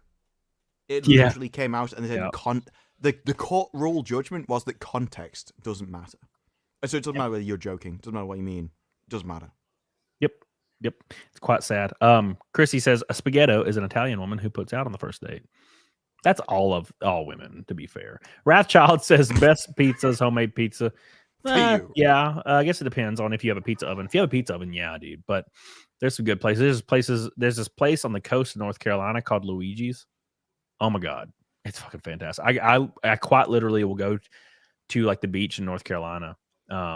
It's called Beaufort. I think it's called Beaufort, Newbern, Beaufort. Anyways, and it's like this old settlement town, and all the houses are like from wood-fired. Yeah. Well, no, I don't think theirs is, but it's this old. I keep hearing that that's the best pizza. It's great. I've never had one, but I'd would love to. Yeah, they're good. But there's this place in I think it's Newbern, and there's a settlement town. It's like where Blackbeard settled, like the pirate, and like all these people, and all these houses are like old plantation houses, like every one of them. And you can stay on that little street, and there's like a bunch of old pubs that are from those days. They're like the shittily built, and they approved them through their code based on grandfathering it in, because that shit is tiny. There's like a little upstairs jam room that's like a 6x6, and you could fall down the stairs and die. It's like a swirly little rickety staircase, and but it's a really cool place to go. And there's this place called Luigi's, and their pizza is fucking great. It's so good, man. I love it. It's like freaking hard and like big, hard, stiff slices, but they're like gooey. Oh, it's weird. I can't even explain it. Thank you, Wrathchild. I love you. I like gooey slices. Spaghetti. It's interesting when it comes to houses. Like over at the same thing over here with like grade 2 listed buildings, but ours go back hundreds of years, and so it's way older, but it's also far cheaper as a house. But you can't change anything. It's just there's any flaws in like the design of old houses, you just got to live with it because you can't. Oh, change because it's like historical, so they don't let you actually do anything to it. Yeah, I've heard of that happening, which is but cool, the mansions but it themselves sucks. are incredible for like the size, and they were like some lord from some ancient place used to own them and things. It's That would actually be cool. Yeah. Yeah. There's one of those. It's the Blackbeard house, like behind it's a graveyard, and you can go in there. And I remember I took a picture of an owl. It's like a giant owl, and he's just staring at me. And there's a graveyard, and like Blackbeard's daughter is buried there. She like got sick and died while they were like out at sea, and they like kept her body preserved and they buried her there. And there's all kinds of old like tombs, and they have like cannons on them. Like they'll put like a cannon on the tomb and like old guns and stuff on the tomb. And of course, half the tombs are just like dilapidated and falling apart. It's really cool, man. Can we do this? Can we go do great, this? well, you See it? there's so many things you have to do, Zia, and you do none of these things. but it's a very interesting thing that you find out with all these families. It is 3 generations. That's how long it takes to destroy an entire family fortune, and it doesn't matter how big the family fortune is. It takes 3 generations. Because the first one really cares because they were brought up with the same values as the Work other people. Then the next generation, they were bought with basically nothing. So they just had a load of money and they don't care. And the next one, they really don't care and they're just making the most of whatever life can be. And by the time you get to the 4th, there's nothing. It's happened a lot over here and Ireland. Do you think that's true of like Hershey, for example? How long has Hershey been around for? Like what these like big companies that get handed down and handed down. Do you think if they have like a board of directors or something like that that keeps the company going, that it can go longer than 3 generations? I've never looked into this. That's such an interesting theory. I think businesses are different. Businesses are different than like just rich families. Gotcha. Yeah. Because a family, to keep a family going, you'd have to have something greater. So you'd have like a royal family where it wasn't just the family themselves, but they were literally bred to rule. They were taught to rule. Everything about their life was led to this moment. Whereas I think when with a private thing, they weren't specifically bred and taught and educated to lead the mansion or the family wealth or whatever it was. It was just handed down. Yeah, it was like, we just have a load of money. That's all they knew. So they went off to Eton, came back and just were rich and then spent it because they didn't value anything because they just had it. We were talking about before.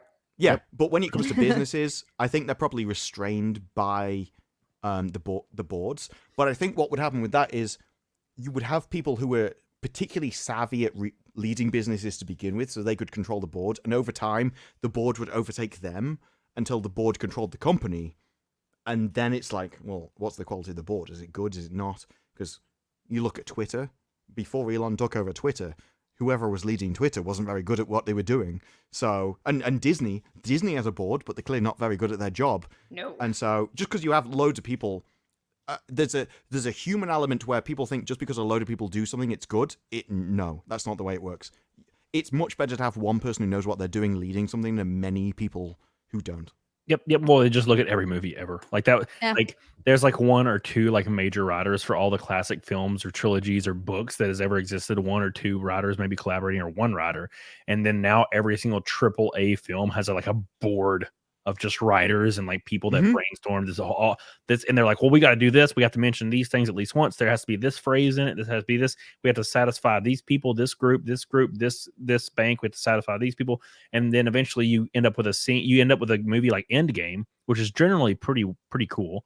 And then you have a random scene where like all the women, like all the women just look at each other and they're like, yeah, we're women, and they just run and hit stuff, and you're like, what just happened? This is weird. Why did this happen? They're like, well, it had to be in there because this bank required it to be in there. And well, and then everybody wants to put their mark on it, get their hand on it. They're like, I want to do whatever my idea is. So it just ends up being one disjointed thing. Yeah, that's like when you see a female director and she's directing the next giant like franchise. You're like, holy shit. And you're like, well, that's cool. She's a female. It's interesting. Let's look at her previous body of work, and it's one writing credit on a short. And you're like, what? Yeah. You're like, you didn't work your way up for this at all. Yeah. That's literally what the Marvels was, and it happened all the way. It happened with the writers, and now a lot of the writers for Marvels are now doing Tomb Raider. So I wouldn't expect much of Tomb Raider either. But rather than what used to happen, where if you made something that was awful, your career would die. Now you just get promoted, and so you have no consequences. If you don't have consequences, you won't care. At some point, it has to fall apart, though. They can't keep this going forever. If people stop actually, if people actually stop watching the products that they're making, they're not making money anymore. So where's that money going to come from? Like at some point, it has to end. It basically at some point, the money they're getting to support everything from like these central or overseas banks, that's like DEI, ESG all day. It will not be able to prop up the possible profits they could have been making in the first place, and they'll have to go in a different direction. And I mean, look at Disney. Every movie loses over $100 million minimum. So eventually you're going to feel the sting from it a little bit to where you have to course correct eventually, but it's going to take years. I mean, you can see like kind of it happening now, but if you look back, Bob Iger every year says they need to change, and then they just keep doing the same thing. And then the next year he's like, he'll go to a meeting with his investors and he'll be like, yeah, we think, this thing, and hinting at, he's implying that this woke stuff is fucking everything up and they're going to fix it. And then they just keep doing the same shit. And then the next year he's going to say it again and again and again. So, but if you're the CEO getting paid millions of pounds a year, the only thing you care about is extending your tenure as CEO until you get fired. And so if he can stay in like another 4 years, it'll make him like 10, 12, 14 million pounds in wages. And so, of course, he's going to try and drag it out as long as possible. Yeah. And do you ever notice that people in CEO positions never see the consequences ever? Because even if they do get fired or they quit or whatever, they just get moved to another company. They just shuffle around. It's the same people. Well. Yeah. They just do this shit. Oh my God. And it doesn't matter. They're going to find another job and they're going to fucking get the same amount of money. It's crazy. You know that reminds me of, by the way, Halo Millennium, he says New Jersey and New York pizzas always go to you. Can't go wrong. Thank you. I love you, Halo. Agreed, Halo. I've had the best pizza I've ever had in my life here. There is a guy, and you said that the people just get moved around. They do. So the guy that was the head of gaming for Xbox, his name was Tom Matrix or Don Matrix, I can't remember, one of those. And he came up with the entire design idea, workings of the Xbox One. The Xbox One, when it was about to come out, like two months before it came out, it had DRM. You could not play used games. Had to always be online. It had to have a connected to it. It was $100 more than the PS4 when it came out. And it basically, when the PlayStation 4 and the pre-orders were released, there was like 100,000 pre-orders for PlayStation 4 and like 7,000 for Xbox One. It was a failure right out of the gate. And they immediately kicked Don Matrix to the fucking curb, fired him immediately. And he was like the head of gaming for Xbox, Microsoft. Fired him overnight. They put Phil Spencer in there, and Don Matrix, after completely destroying the Xbox brand for 4 to 5 solid years, just nuking it from orbit, he completely laterally moves and becomes the CEO of Zynga within like a week. Yep. See? It's fucking crazy. They don't lose jobs. They just move positions. I've seen it happen in tons of different industries. Yeah. Oh, no. It happens in lots of industries. I've seen it happen in radio a bunch and in entertainment.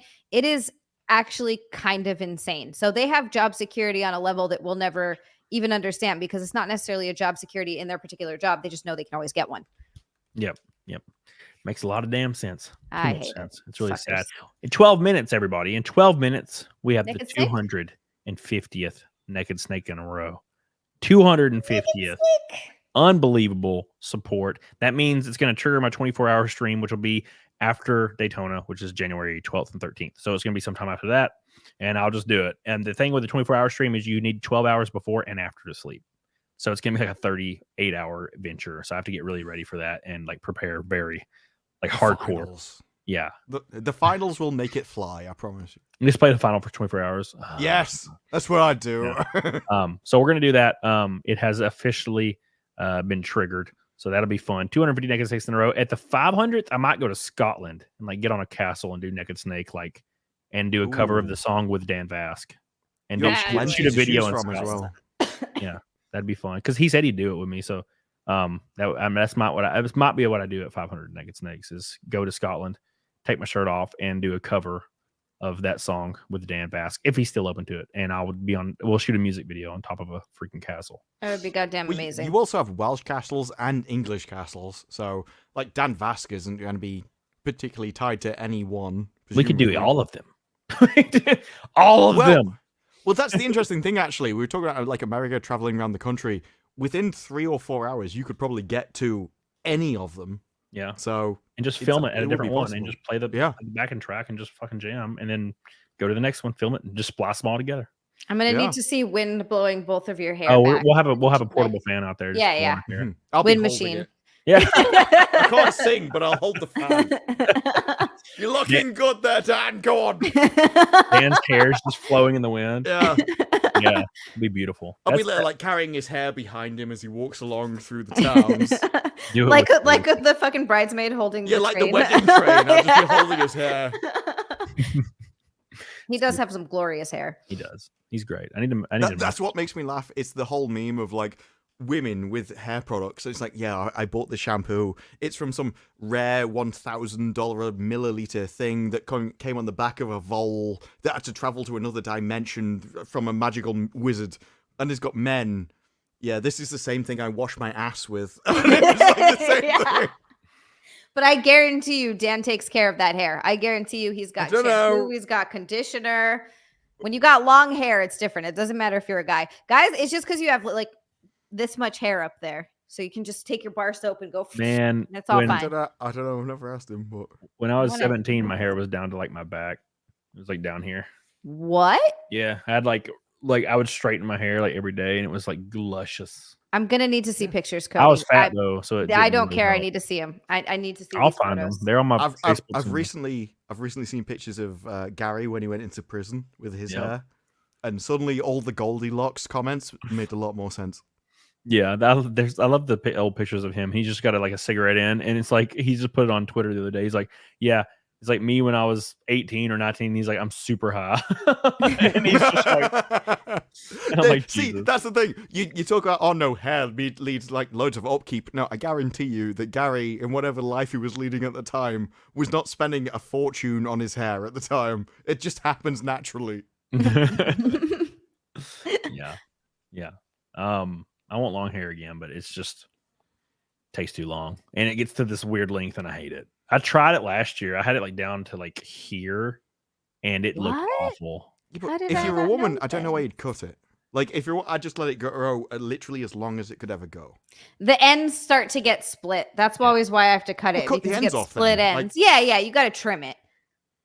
Some people don't have the good enough hair. Like I feel like my hair only gets about this long before it starts to just look kind of ratty. This is about the length. I think everyone could get like hair down to there if they really wanted. Yeah, like, yeah. There's some people that get it like down to their ass and stuff, but the rest, like the people who like cut the hair here, I don't get it, or there, I don't get it.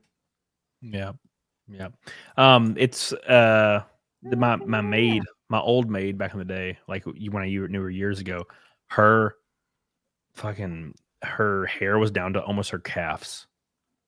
She's like Middle Eastern. She's like Middle Eastern. Her hair, she have it braids all the way down to her calves, and I'm like, damn. Yeah. And she finally got it cut one day, and she said she cried all day. And I'm like, I don't understand the like. I guess it makes. I mean, I don't. I guess I couldn't never understand. But it's. I try to understand. I'm like, why is it so sentimental? I guess because it takes years and years and years and years. Maybe. No, I just think, why would you do it? It's like you've got it that long. Why would you ruin it? Like because to me, when it comes to wearing like longer hair is just better. Like there's no length where I'm like, it's too long. Mm-hmm. And so you get to a point where it's like, as long as you can physically get it would be the point. Yeah.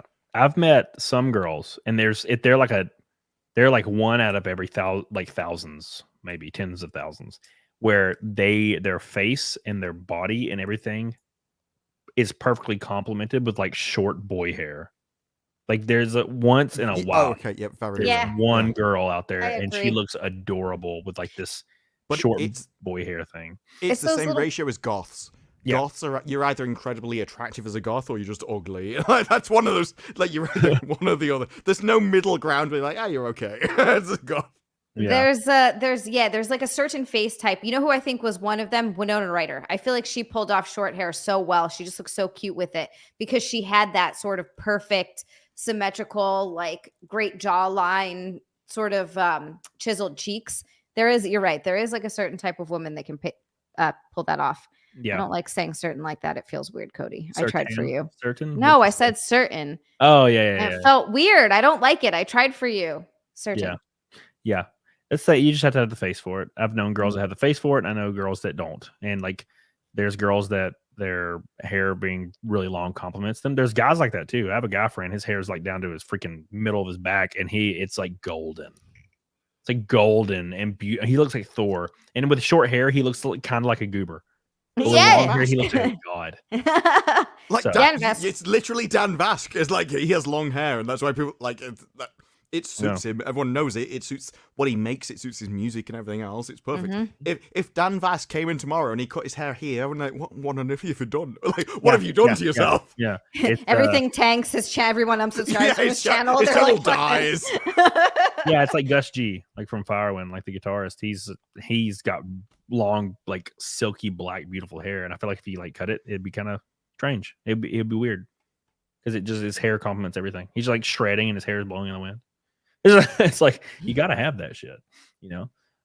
It sucks that I don't have that because I would like to have some hair. Maybe I'll just wear a wig. It'd be great. Justin says, "Milk. Thank you, my friend. I love you. Milk, lemonade around the corner. Fudge is me. Did you hit white milk? Milk. Thank you. Raycon Knott says, took forever to get past the awkward stages of growing my hair out, but I was happy. Yeah, Raycon's hair looks great. I've never seen Raycon's hair.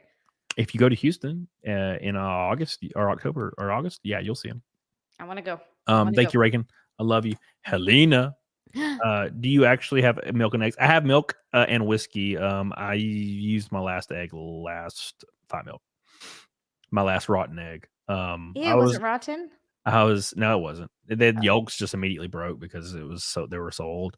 But I was gonna go get some yesterday and I totally forgot. So if we do end up hitting it, I'll just push it to the next stream. And unfortunately, the next stream is the Christmas stream, so it's gonna be interesting.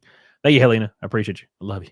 I gotta go to the store to get something tomorrow. So thank you, Helena. Love you. Raycon, thank you. I love you. And Justin Alucard Everlasting Jenkins.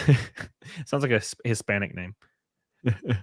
Thank you, Justin. He kind of looks Hispanic in that photo, if that's him. Could be. Justin Alucard Everlasting Jenkins. Well, Alucard's definitely not a Hispanic name, but it's like the way it's like spaced out. Yeah. It's like, like Santa Maria, Santa Maria Enrique Sanchez. I don't know. I'm just, I'm being like a trailer park guy, like a white guy. You're being cute. But like my friend Laura has one of those names. It's like Laura, blah blah blah blah blah blah blah blah blah. Chavez. So it's like, so that got like 6 names. It's hilarious. My niece has one of those. She has a really, really, really long Hawaiian name. It's like super long. Oh, like that one guy that came to your Israel Kanaka Viva Ole? No, my niece's is longer than that. Say it one more again. Israel Kanaka Viva Ole. Israel Kabaka Viva Ole. Kamaka Viva Ole. But my niece's name is longer. I like almost want to say it, but because no one will get it, but I don't want to like say my niece's whole name. But I don't think anyone would even. No, you wouldn't register it. No, they wouldn't know. No. Because you're Hawaiian, but you look white. I look very white. Look at me. I got no pigment. This is bullshit. I'm so salty. You're just being racist, unfortunately. Yeah, that's me. You're not Hawaiian looking enough. You're just racist now. Rest in peace. That's what I've been told. Matt, unfortunately, I'm losing my hair, but my hair never grew down. It grew up. Oh my God. I like that. Like Wayne Static. Yeah, I never lost my hair. It just like my like widow's peak got more exaggerated the older I got, and then it kind of stopped. So you have a good hairline, though. It worked out. Well, my dad has the same freaking hairline. And does he still have all his hair? Yeah, and his hair is kind of gray right here. Does your mom's dad have all his hair? Because apparently that's where it gets passed down from. So you're good. You're not going to go bald. This is great. Also, gray hair, like salt and pepper and graying hair on a man is so fucking sexy, I think. I just want to look like that guy from Reacher. That's all I want to look like. You're obsessed with that guy. I'll never be 6'5". He's your Lena. The way I'm obsessed with Lena is how you're obsessed with Jack Reacher. Yeah, I don't know how that dude is not slaying just like a dozen asses a day. He probably is. He doesn't have to It's say drop anything. off, that's why. Mhm, He yeah. doesn't have to say shit. No, I'd climb him like a tree. Yeah, he's Yeah. great. He's basically a tree. He's huge. He's Yeah. not as big as he That's is in the show. He's like 6'3" in real life, but in the show he's like 6'5" or something. 6'3" is pretty fucking Oh well, tall. those 2 inches, they're gonna make a massive Yeah. difference. But he like in the show he walks like a fat guy because he's so jacked. He has like fat guy walk, like comedic fat guy walk because he's so freaking huge. Yeah, because his arms don't go all the way down because his lats are too big, so he does this. Oh Yeah. my Most God. of it is about ratio, so it's like shoulder to waist ratio is more important than anything else. So Yeah, it's true. In bodybuilding competitions, that's how they judge you. So a guy that might not be as built as another one of the competitors will win just because he has it's that golden ratio. You're right. Shoulders to waist. That's how you win that whereas shit. with women, there's a whole ratio of like back to like ass curve. Oh, so it's not Ass necessarily at the side. It's literally no. This is the thing. Like a lot of people are like, oh, science that's boring. It's like, yeah, but you do realize they've literally studied how to make yourself the most attractive people in the world. Like they've Yeah. measured it to the exact. I suppose what would happen if Science. you just got like a load of geeks in a room and they'd be like, what would make someone attractive? And you stuck a load of people in a room and that's all they had to do. Where'd StreamYard? I have so many tabs open. Shadow Gal says, being half black and Hispanic, I was down and determined to grow my hair out. I had to condition my hair to grow it backwards with hair gel and hats. And hats. He had to Interesting. condition that shit. He had to make it He's like, get used put to it it. like that. I want to do something real quick. Hold on. We got to pull up pictures of Alan. So if you don't know who we're talking about when we talk about the guy from Reacher, Cody just wants to look at it. That's what's going on right now. you got to Let's understand. check out the competition. You have to Yeah. understand Competition. real quick who this guy is. Okay. Okay. If they were like, what is it, Anime Mitsuri together, you know, there'd be one girl. It'd be like a movie, right? There'd be one girl that they're both interested in. It's like who would get with her first. Look at this man. 41 years old, man. Whew. He's a specimen. He is literally body goals at 41. Body goals. I love Static X Quirky. What a beautiful man. All right, anyways. Yeah, no, he is beautiful. He he's- is. he's I get God. it. I understand the obsession. I do. Johan says, Cody, stop being gay. How can I help it? Look at his core and his face. You got a great face. I'm a face guy. I like faces. Got good I mean, face. if he played the role in Rebel Moon, it'll be way more believable than the current person. Oh, well, because he's freaking monstrous. He's Yeah, a monster. like if he punched you in the face, you'd be like, that'd hurt. Compared to the current actress, where you're like, yeah, it's not gonna Yeah. do much. Yeah. Is Rebel Moon any good at all, or is it just all garbage? It looks good, Okay. like visually. Okay. There's several reviews where it is like this looks like set pieces made for a trailer, and I can understand what they mean. The trailer, the story isn't good, the characters aren't good, but visually, especially at the end, like the last fight is decent, and then there's a bit right at the end where it looks really sci-fi and looks super cool, and then like, okay, but all of this is for a phone call, and so okay. it's like it looks great, but there's nothing beneath that. There's no depth. Yeah. So the story isn't great. The writing's not great. Yeah, it's Got like an it. arty movie, but there's Right. no entertainment beneath it. That's unfortunate. I fucking hate that. They spent their budget in the wrong place and hired the wrong people to run it. Well, yeah, and like the rest of the movie is like girl boss. So Oh, God. Fun. Love Nick that. says the dude from Reacher is goals, but even he said that keeping that physique and leanness is extremely hard. Keeping the leanness would be brutal. He's actually not super lean in that picture I just pulled up. He's more dad body.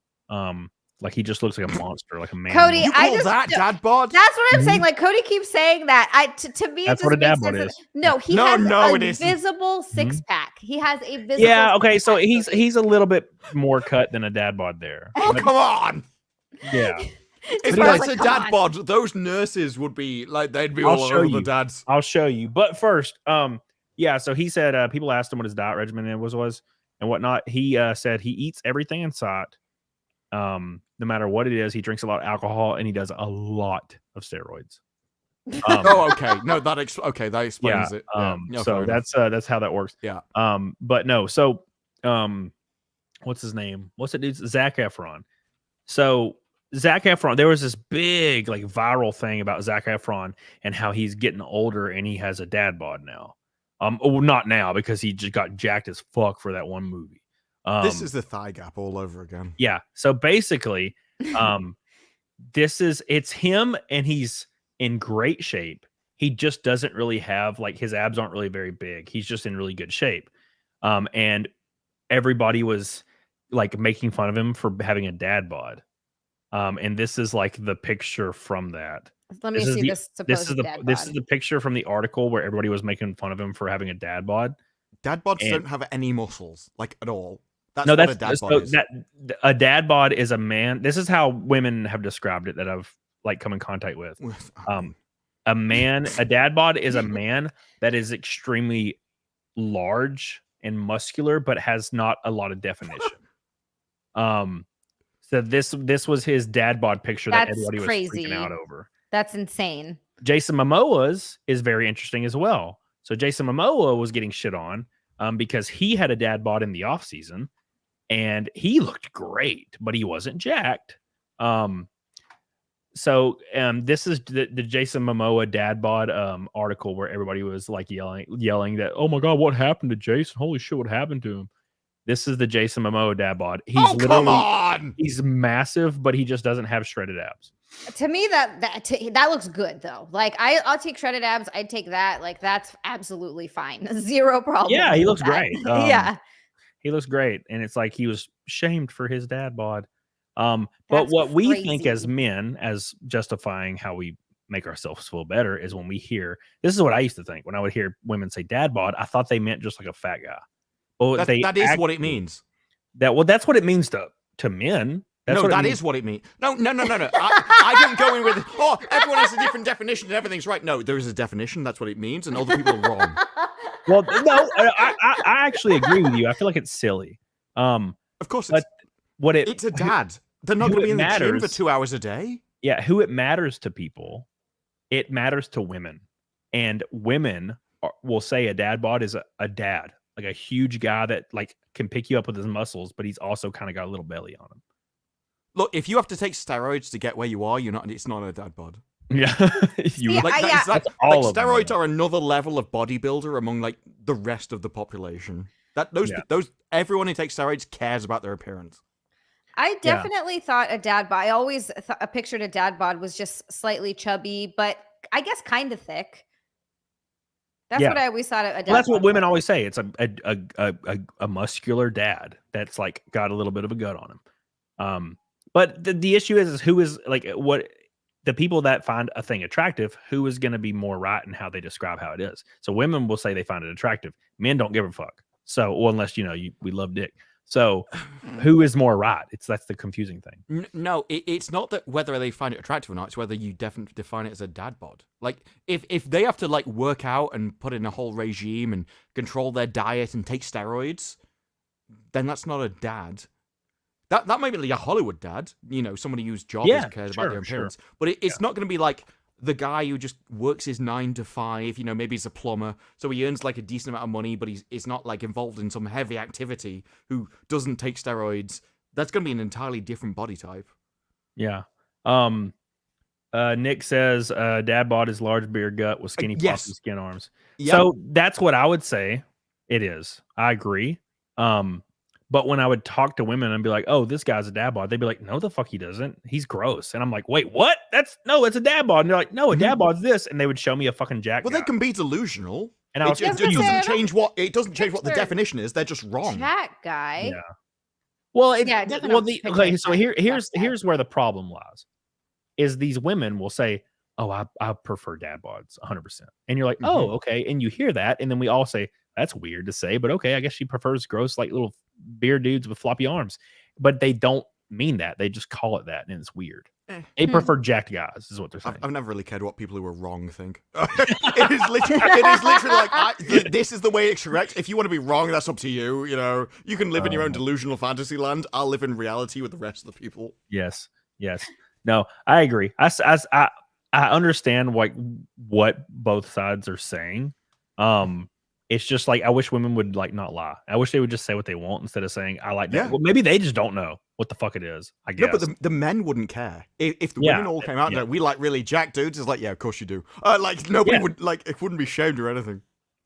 I think what it comes down to for a lot of girls though is that it at least for me, I've been attracted to skinny guys. I've been attracted to muscular guys. I've been actually never like big guys, but No one does. It's personally, you're just attracted to who you're attracted to, and sometimes that's a different body. I don't know, Yeah, because you're not attracted to. It's not the body as such. It's the person. It's the man, which comes into like. I should probably shut up at that point. Go on. Well, Go no, on. it's like, how offensive do you want to be at this point? Speaking of the devil, Helena says the problem is Cody associates with mean people. Mean people. Honest people, Helena, is what you meant to say. Toasty loves a big boy. See, some people like that. No, but yeah. No, they don't. No, so I think some people do. No. I think it just depends on, I don't know. Yeah, girls will say that all day. Look, I'm gonna go with my life experience versus what people consider big or small or dad or whatever. But I was morbidly obese until I was 17 years old, and by morbidly obese, I don't mean 500 pounds. I was 300. I was 280 or something, and I was like 5'7" when I was like 16. I grew a few inches, thank God. But I was around some bitch, and I was a kissless virgin until I lost weight, and then suddenly 20 stone. Sorry, I had to convert the weight before I worked out. Yeah, I was like, wow. Yeah. I was a big dude, and I was like, girls. I'm 12. Dude, every time I would talk to a girl and I'd have a crush on them, and we would like connect really well, they would always be like, "Oh no, Cody, you're like a brother to me." Every single time until I lost weight, and then immediately. The same girls that said this, I hooked up with like 2 of them, like within like 2 weeks of me noticing I was like really thin. I was like, holy shit, what happened? It seemed like it happened overnight, but it was probably a couple months. But I lost almost 100 pounds. And I was like real thin, and like I just started hooking up with girls all the time. And I was like, I like immediately had sex with a girl, like was having sex with this girl, and this girl, and then got into a sexual relationship, and then I met my ex-wife. I've only seen you like this, so I can't imagine you being 20 stone. Yeah, that is wild. Like circular. Where were all those girls, DISPARU, that love fat guys? I don't know. They're just interested in your comedic personality. They should have been there. Look, I will say, as much as you can be attracted to a person by finding out who they are, there's still like a limit. And I'm not going to sugarcoat it and lie. Because it's about status, not personality. Right. Well, an attraction, sometimes, I guess. Attraction matters, though. Like, physical attraction does matter. I'm not going to sit here and lie and pretend like it doesn't, because it does. That being said, it's a wider range than I think some people think it is. Yeah.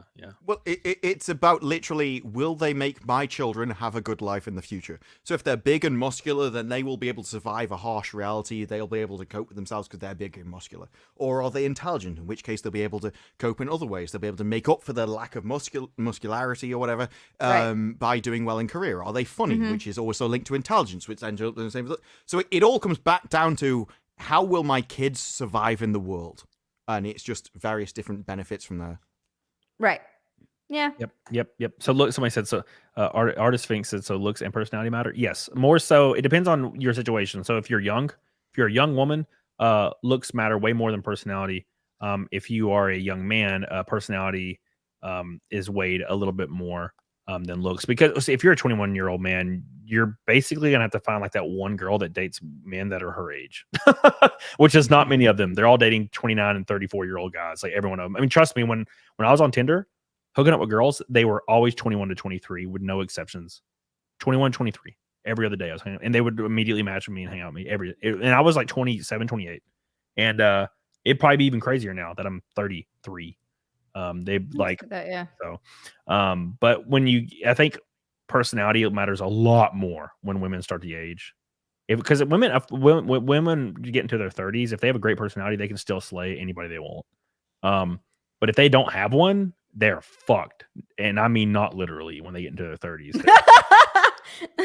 No one wants to be around them. Like, they're like, wow, you suck to be around, and you're also like old. Get away from me. Well, that's the thing. At some point, if you're a guy or a girl, really, you can't coast by on your good looks. And a lot of people don't build a personality and don't build interests and don't build any sort of a life for them outside of just getting things because they look good. And that's typically when you find out, if you didn't bag some rich guy that just wants a hot wife, then you might be kind of screwed.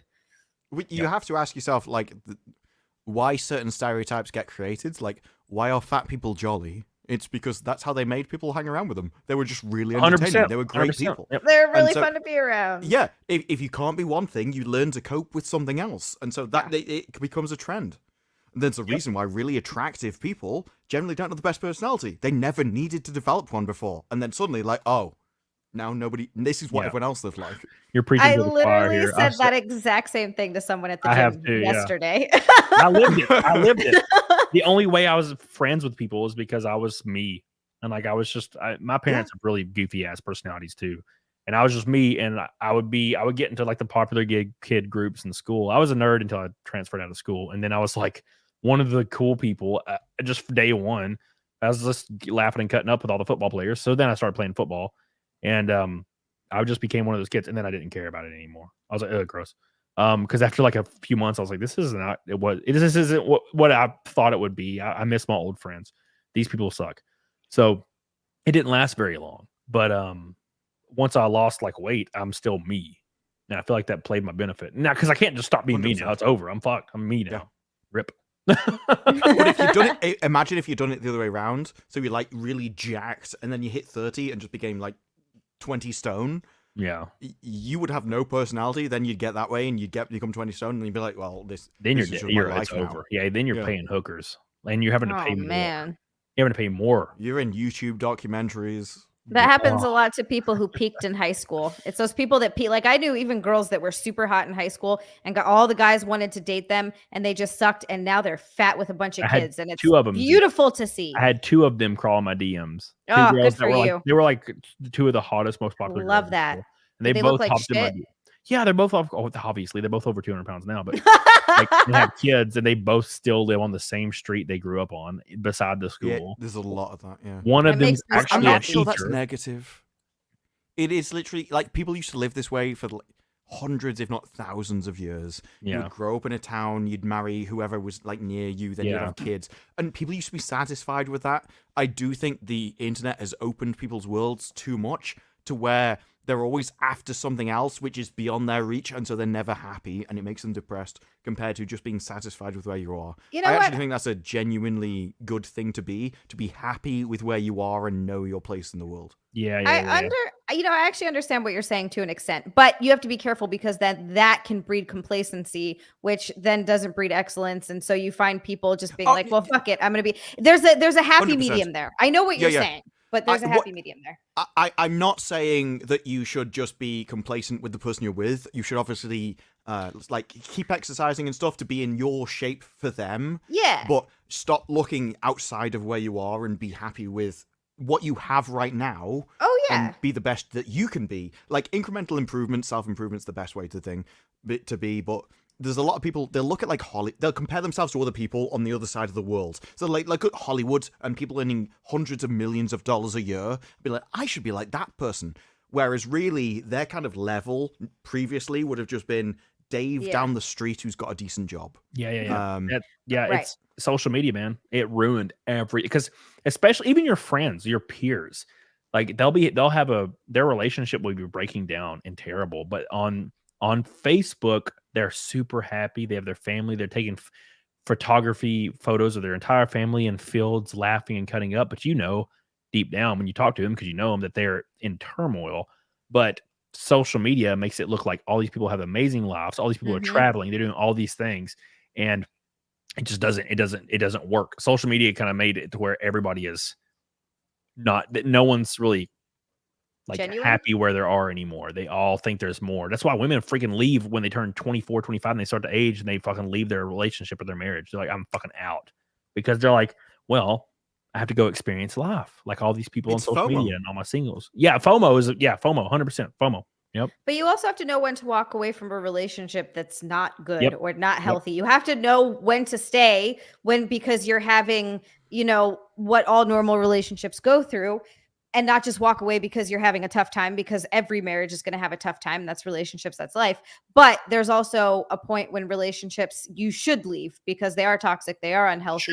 You are with someone that's abusive, whatever it is. Like, you just have to know when to leave and when to stay and work through something. But the issue you have is that's the extreme, and you will have a load of friends, and those friends will be the miserable ones that don't have a bloke, who have literally looked on social media and looked at something else, and there's something really weird, which is a very modern thing actually, and you'll see the men, they will pass down what they've learned throughout their life. Like, I don't want people to make the same mistakes I did. I wasted my life until I was 30, and I would much rather people lived the life and lived like the way I live since I was 30 than before 30. Don't just game and like waste your entire life. It's not good, right?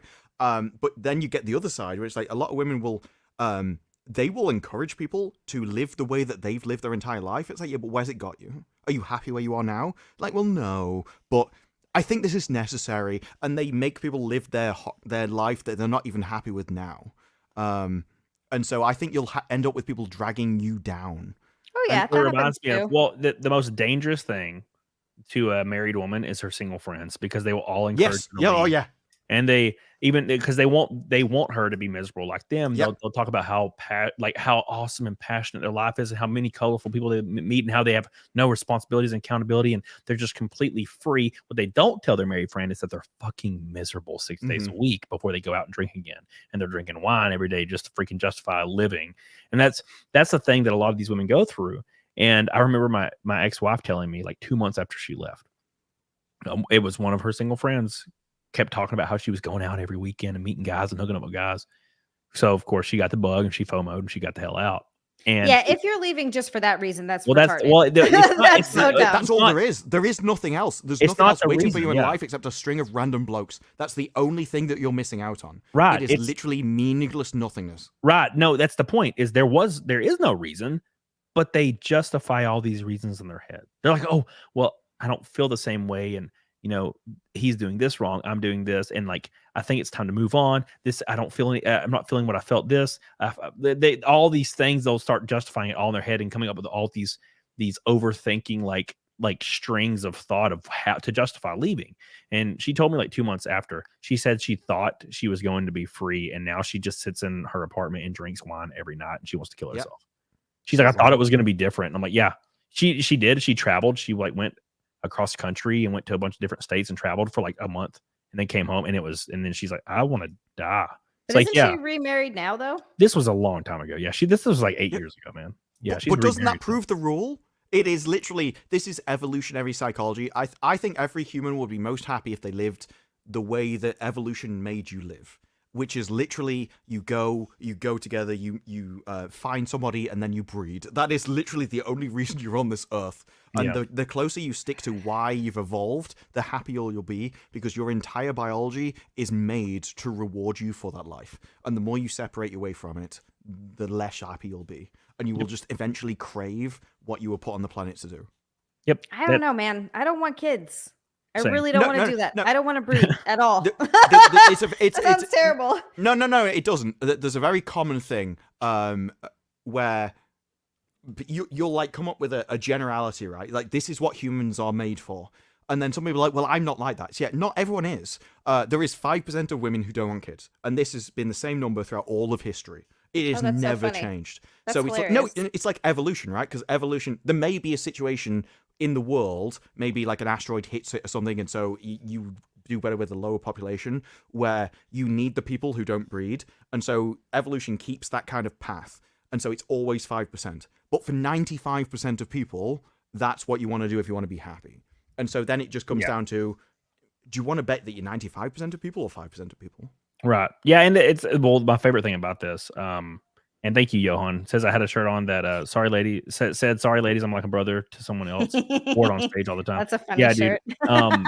But no, that you'll see all kinds of studies, like independent studies come out, and it's like a new study says that women that are single and drink and like hook up with guys are way happier than married women that with kids. And I'm like, oh, who wrote this? But you also see, here's the problem that I'm having. It's, you also see these people, not just women, men too, that have been in these marriages for however many years, and they're fucking miserable, and they hate each other, and they wake up every day fucking hating each other. And then they get divorced at 75 because they're like, I can't stand to look at this person's face anymore.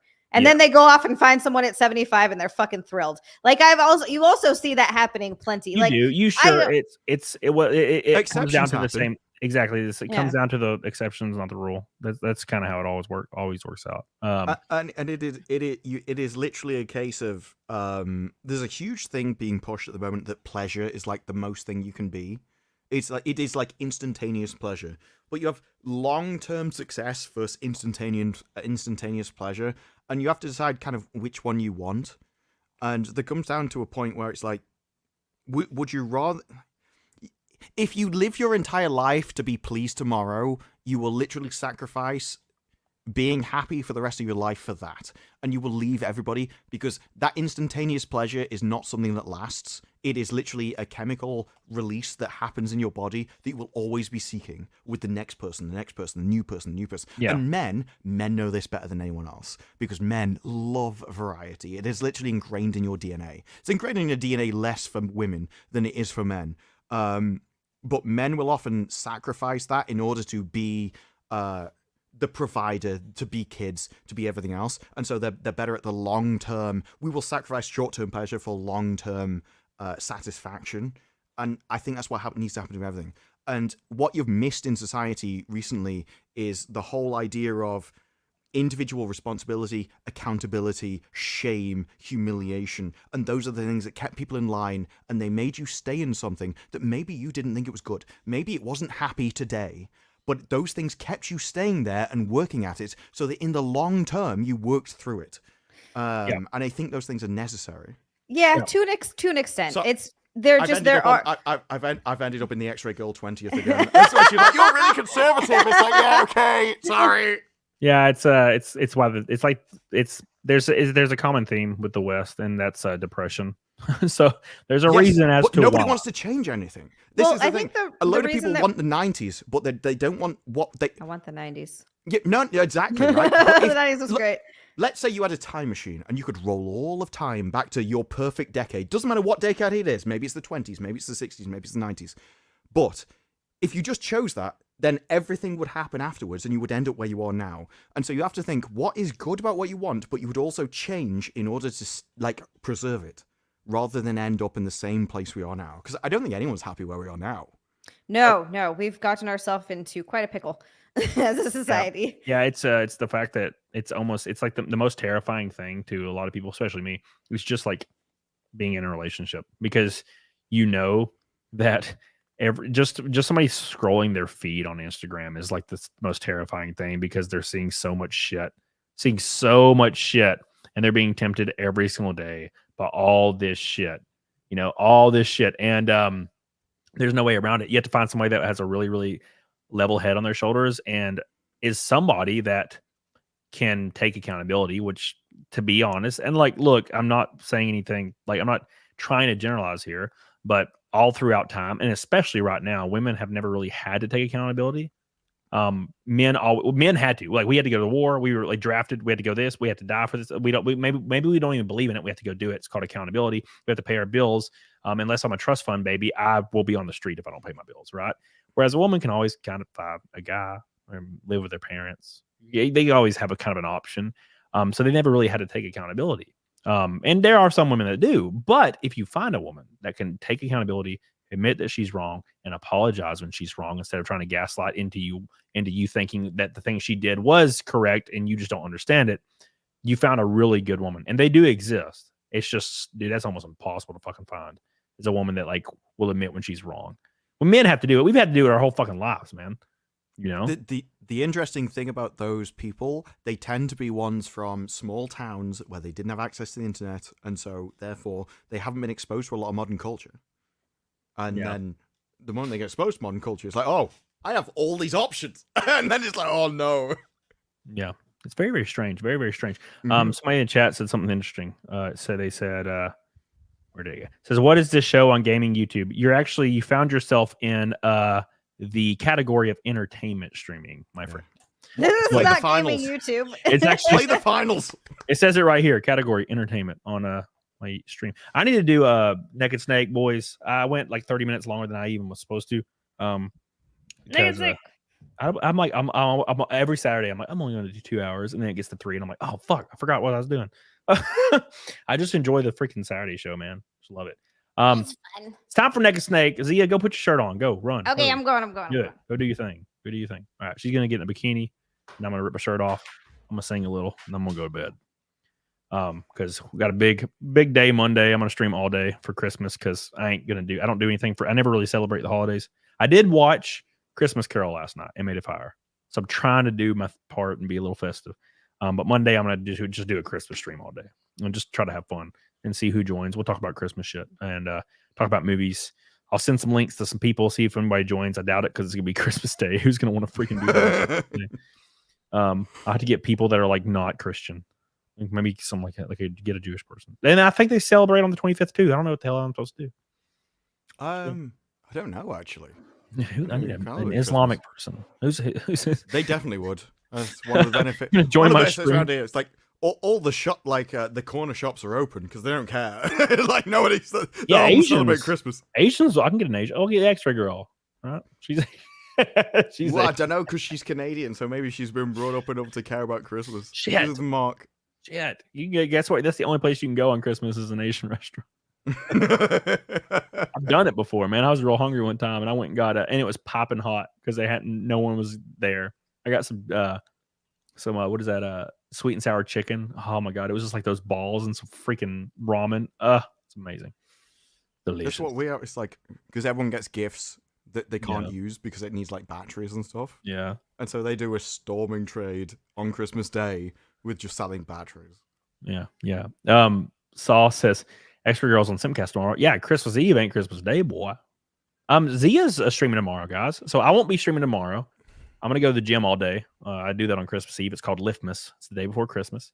So I'll be at the gym all day. So I won't be streaming, but Zia will be streaming on Christmas Eve. So go watch her, guys. Yeah, I think X-Ray Girl and Mark are doing a Christmas stream.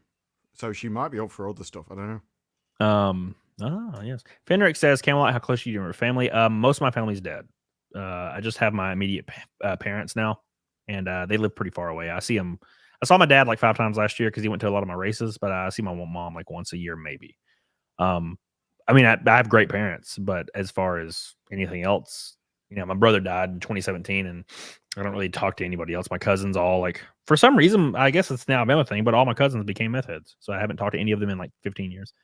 And I'm not Christian. What do you classify yourself as? I don't think about any of that. I just try to have a good time and be a good person and support the people I care about. That's pretty much my entire life. I do like space talk. I like talking about space and time and like realities. Oh, and shit. Yeah. There's I love scientists over here. Oh, dude, I'll drink 2 glasses of whiskey and start fucking talking about space and like That's parallel an universes. interesting thing to me. Yeah. Oh, I love it. That's why I'm like, I need to go on that one stream that Gary and Adam have. The Frontier. Oh, yeah, the Forbidden Frontier. Yeah. I love that shit. I love all that shit, man. It's good. It's awesome. There's a scientist over here who I've despised ever since I was a teenager because every single thing he says is wrong, but he's pitched as like the BBC's scientist who knows all, and I'm like, but he's always wrong at every opportunity. It sounds like who does that sound like? That sounds like Neil deGrasse Tyson, but like the European version. Because he's always like, that dude's like, oh, so you see, gender is actually a spectrum. I'm like, oh, fuck off. No, this guy was like, he did a whole thing about space and time, and he confused himself in his own show about the speed of light and time, and he thought they were the same thing. It's like, no, there's 2 different things. Even if they line up, it doesn't mean they're the same. You can't substitute them in mathematical equations. And he built an entire show off this premise that was wrong, and everyone else, and if you say anything about it, everyone's like, well, he's a scientist and you're not. It's like, yeah, but he's still wrong. It doesn't matter whether I've got a degree. He's still wrong. Like, reality exists. Yeah. Well, it's like that one girl that reminds me of that one girl that she was like boasting about all of her accolades, and she's a scientist, and she like develops all these treatments for like flu, and she was like talking herself up and like narcissistically grinning and kind of cheering to herself when she's talking about her own accolades. And then she takes an IQ test and she finishes last behind people that don't even have diplomas. Oh, that's so. And she's like, well, it was What because the IQ IQ was. test wasn't the IQ test wasn't actually like geared towards my personality. And I'm like, oh, fuck off, you're just retarded. IQ isn't based around a personality. Yeah, based it's around well, an objective. that's the thing is with universities, especially right now in the West, universities they convince you you're really smart when you're not. I've met so many engineers. Yes. Yeah. I live in Huntsville, Alabama. All my friends are engineers because it's an engineering town, engineering school right down the road, and half of them are like borderline retarded. They can barely like read, but they're engineers. They pass their classes, and that's all that matters. And I'm like, dude, degree does not equal intelligence. I'm sorry, bro. Yes, I didn't even I graduate high school, and now I am stupid though, so I got to say that. But I am Oh, dumb. Cody, so. you didn't I graduate think- high school. I knew there was a reason we're friends. I quit 9th grade, or 10th. I just went to 10th grade. Oh, I made it all the way to my senior year, but I didn't graduate. Good. Fuck. I think if you've gone through higher education and you don't think it's a farce, then you're not very smart. I think that's an IQ test in itself. The longer you've been in higher education, the more you should look down on it, because the more people you will meet and the further you go into it, the more like stupid everyone is. It is absolutely.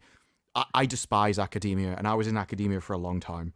I also think that it's unnecessary for most fields. It makes a lot more sense for people to learn a trade. The only reason that I think that higher education or school is necessary are for like science jobs, maybe doctors, lawyers, things like that. But for the average person to just go and get a degree because they think it looks good on their resume is retarded. Yeah, but they made it necessary because everyone was going. I know. It became like, So well, dumb. everyone else has got a degree. Why don't you? It's like they made. And you need a degree to get They a were job. smart enough not to go to university, so you should definitely hire them, not the guy that was stupid enough to go. Yeah, and to dig themselves into a bunch of fucking debt so that they can get a job that pays exactly or work at better yet, work at Starbucks with all the other people that have useless degrees. Oh, Good job. rip. Oh, you really don't. Oh, God, yeah, it's brutal. Justin says, Justin gets one membership. Thank you, dude. Or you like go work at Starbucks with your master degree in like a lesbian studies. Oh, it happens so much. Yeah, I love those Starbucks videos where it's like, I've worked 8 hours and I'm exhausted. We shouldn't have to do this anymore. Dude, it's even worse when it's like I've worked 9 to 5 for the last 4 days, and it's a guy and he starts sobbing on TikTok, and I'm like, oh my God, what are you sobbing for, bro? I worked when I was at GameStop. We had like 2 managers. I had my entire store was fired because of some bullshit, and I was the only one left and 1 part-timer. And I pulled a third key from some other store, and I worked 27 days in a row during Christmas. And well, now I got paid for it. God damn it! But it was brutal. I never cried. I was just like wanting to die and stuff. I didn't even drink back then. This is before I even started drinking, man. I could have been an alcoholic this whole time. I do remember when I would drink. I went to work so drunk, I was still drunk the next day, but I was working at a gym and it opened at 4 a.m. So I was still fucking shit faced. And so I went in, I actually opened the gym and I got there and I sat behind the desk and then fell asleep for probably an hour. It wasn't the best, but I still made it. Amazing. PDH says higher education that science based literally just tests whether you can reason through abstract concepts. That being said, some people I work with just can't. I don't know how they got a degree. Yeah, lots of people. Point. One of the things that everyone assumes that everyone else can do what they can do. There's a significant proportion of the population cannot understand abstract concepts. And oh no, it's crazy. It is, dude. There's a person in my chat right now that I ain't gonna name. No, but PDH is a mechanical engineer, by the way. But the people in my there's a lot of people in my chat. But one person in particular, they can't fathom like the concept of space and like vastness. And I'm like, I'll be like, somebody will in the chat will ask a question, or maybe somebody on the panel will be like, what do you think about this theory about aliens? And I'm like, what? And then I'll see that person and they'll pop up in chat, aliens aren't real. And I'm like, okay, listen, let me explain this concept to you. There are more planets than we even have a name for the number. There are more like galaxies and planets. It's like, do you know what number is above like trillion? Okay, go like 18 above that. 64 something is like estimate how many planets that exist. Of those, there's billions and billions and billions and billions that have the same conditions of Earth, are close to it. Of course, there's other life That out means there. that means based on the law of averages, there's probably 20 billion planets. like around us that have life on them. We just have no way to get to them, and they have no way to get to us. So there's no way to. So even if there's one, there's life, but there's millions based on the law of averages, and they're like, you tell people this, and they're like, no, and I'm like, what? And they're like, they're hearing you. They hear you say billions. They hear you say law of averages. They hear you say vastness, but they only can fathom 12 planets.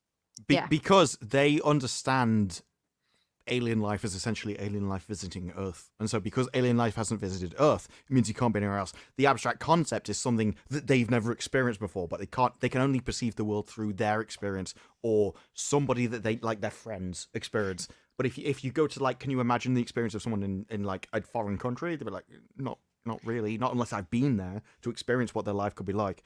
There's a lot of that. It's like if you shuffle a deck of cards, that's a unique deck. That has never existed in any other deck of cards. They're all of history because that's how many variations of the deck of cards there are. Yeah. And even that alone, like the human brain rejects that because I think when it comes down to it, we were basically intended. We've evolved to be, you're a small tribe in a forest hunting people. Hunting food, not people. But then you like breed. You have a very small existence in a tribe. We weren't intended to get where we are now, and so the idea that you would ever think about infinity is just beyond us. See, but that's the thing that always confuses me is these people can't fathom it because they can't see it, right? So they're like, okay, this life out there can't fathom, right? It's an idea, but to me, a lot of these people are religious. The idea, God is just an idea. They can't see that. That's just based on faith. So what is it about that they can fathom and understand versus, something that's far more likely, in my personal opinion? I'm going to argue for both sides because simultaneously it's a person. So it's actually really easy to think of someone that's like you, but just has a lot of power. And that person. So God is a person, not a being necessarily. Yeah, but it would just be a being with more power, right? Okay, so it's actually a limited thing that you need to understand. But on the other hand, while I'm not religious myself, I've gone from throughout my life thinking that it's not something that's necessary, just something that I really do think it's necessary because I think it acts as like an immune system for worse ideas. So people need like it's very difficult to come up with a reason within yourself of why you should do anything, because if there's no reason, why would I even get out of bed, right? But that provides the reason, and I think it acts as an immune system. So if you are religious, it's a good belief system which has good ideas, which leads you to a good, fulfilling life, and it immunizes you against other things which are essentially religions but don't have that same beneficial quality. Right. And so I've gone from being like, well, I don't believe in this, and so I don't think it, to instead thinking, no, this is probably the best way to be. Like, whether it's true or not, I no longer care. I just think it's so beneficial to the world and the people who believe in it. See, that's funny because I feel the I opposite. don't think it matters whether it's real or not. See, I kind of feel like it's the opposite. The amount of wars that it's caused and people that have died for it, for all their different religions that they're absolutely convinced is the right one, but they're all different. They're like, no, mine is right, and people are literally killing each other for it and playing the devil's advocate. They wanted to kill each other probably regardless. So like, I agree, but yes, it was used as an excuse by kings. Yeah, it was used as an excuse by kings, but people are still doing it, and people get so unbelievably fanatical. Like, look at extreme, jihadists or whatever the fuck, extreme Muslims that are literally blowing people up and blowing themselves up and killing children because they're so like fanatical about their religion. Like, yeah, it's used as a tool, but it's still, in my opinion, has done more bad than good. Sure, that's why, and so I would argue Christianity acts as a immunization against bad ideas like Islam. I just don't think that I just think if you need, all ideas aren't equal and all belief systems aren't equal. No, there and is a lot such of a them thing are. as a good idea and a right idea. I just think that if you need religion to be a good person, you're not a good person. Sure. I don't disagree. It's kind of like that the idea that an extremely dangerous and strong man that chooses to not be violent is more noble than a weak man that chooses to continue being weak because he has no way to be violent, right? So it's which is more noble, What's a better tactic for human manipulation than their greatest insecurity? The fact that we aren't meaningful and the fear that there is nothing after death. Yeah, absolutely. Yes, I agree. I see both sides. I think as far as a society, it's good to have structure. It goes back to what DISPARU said. The vast majority of people can't fathom abstract thoughts, so they need some kind of system as growing up to kind of give them a compass. And then you should be able to move away from without. You should be able to teach that without being like, hey, if you don't do this, you're going to go to hell, based on like this really weird arbitrary set of rules. So people are only being good because they're like, oh no, we're fearing that we're going to go to hell. That's the same with everything. Yeah. Why don't you steal something from a shop? There are free stuff that you could take from a shop. Why don't you do it? Because the law will punish you. It is no different. It's just on a more ethereal scale. The only difference is that it's the case of the real moral person is what you do when no one's watching. But the point of God is that somebody's always watching, and so you're always good. There is always someone checking if you're stealing something, whether there's a policeman there to watch you or not. I think it's an exceptional belief system that, yes, maybe some people throughout history may have abused, but as a set of ideas and as a set of ideas and principles, I think it's a great way to live that leads to a great result for the people involved. And so after that, I don't really care. I don't care whether it's real or not. I think if it benefits people. I think that if it benefits someone to have something to believe in, where it starts to bother me is when people tell other people how they should live based on their particular belief system. And that's where it starts to get obnoxious. Sorry, Zia. I think the most important thing is something that Gothics told me, because I agree, I think wholeheartedly with Zia on most of this. Gothics told me something very interesting. She said, said as a person raised in a country founded on Christian morality, so every little detail of society around you was formed by Christianity, thus ingraining said morals into your being. When I was growing up, I grew up in Alabama, and my parents forced me to go to church. The idea of God, the idea of Christmas, which is, Santa is basically God, right? So if you do bad things, you won't get gifts. You do bad things, you go to hell. And it was ingrained into me until I stopped going to church because I didn't care for it. Like at 12, 13, I was like, this is weird. I don't like this. But those values were still ingrained in me as a child. So they've probably somehow driven my morality at some point. See, right? But the opposite could be argued. I wasn't raised with any religion at all. And I still know that it's... No, I wasn't. No, you were. Your entire if you were raised in America, your entire culture is based on Christian morality. I was raised in Hawaii, and Hawaii is pretty different than the rest of America. I'm going to be honest with you. Like freedom of speech, property rights, all that kind of stuff. They're all based off Christianity. Yeah, but that doesn't mean that they have to be based off Christianity. Those can also be human ideals. But those can also be human ideals. Like, I know not to steal because I know stealing that's someone else's property. That's not because I think God. Why do you think that? Because my dad taught me that. Like, I don't know, because this is the point. It goes back through history. It goes back through society. It goes back through history and heritage, and you end up at Christian morality. Like, the reason why American culture is the way it is because it comes from English culture. English culture comes from Christianity, and the way you go through, the entire American system of law and legality comes from I don't know whether a lot of Americans realize this, but the Constitution is all from English law. It was literally, you just chose the best bits of English law that you wanted and put it into one document. And so ours have been overwritten, so we don't have the same thing. But originally, that's where it came, literally word for word. And so all of this stuff stretches back throughout history and heritage. No one person thought of this. It's the accumulated wisdom of generations. And then it's like, no, I think I should be able... I came up with this. I definitely... No.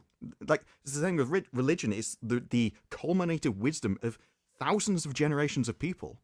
And then you have 20-year-olds on TikTok going, no, I definitely could come up with something better than this. That's the thing is, it started all of religions. Christianity is based on another religion.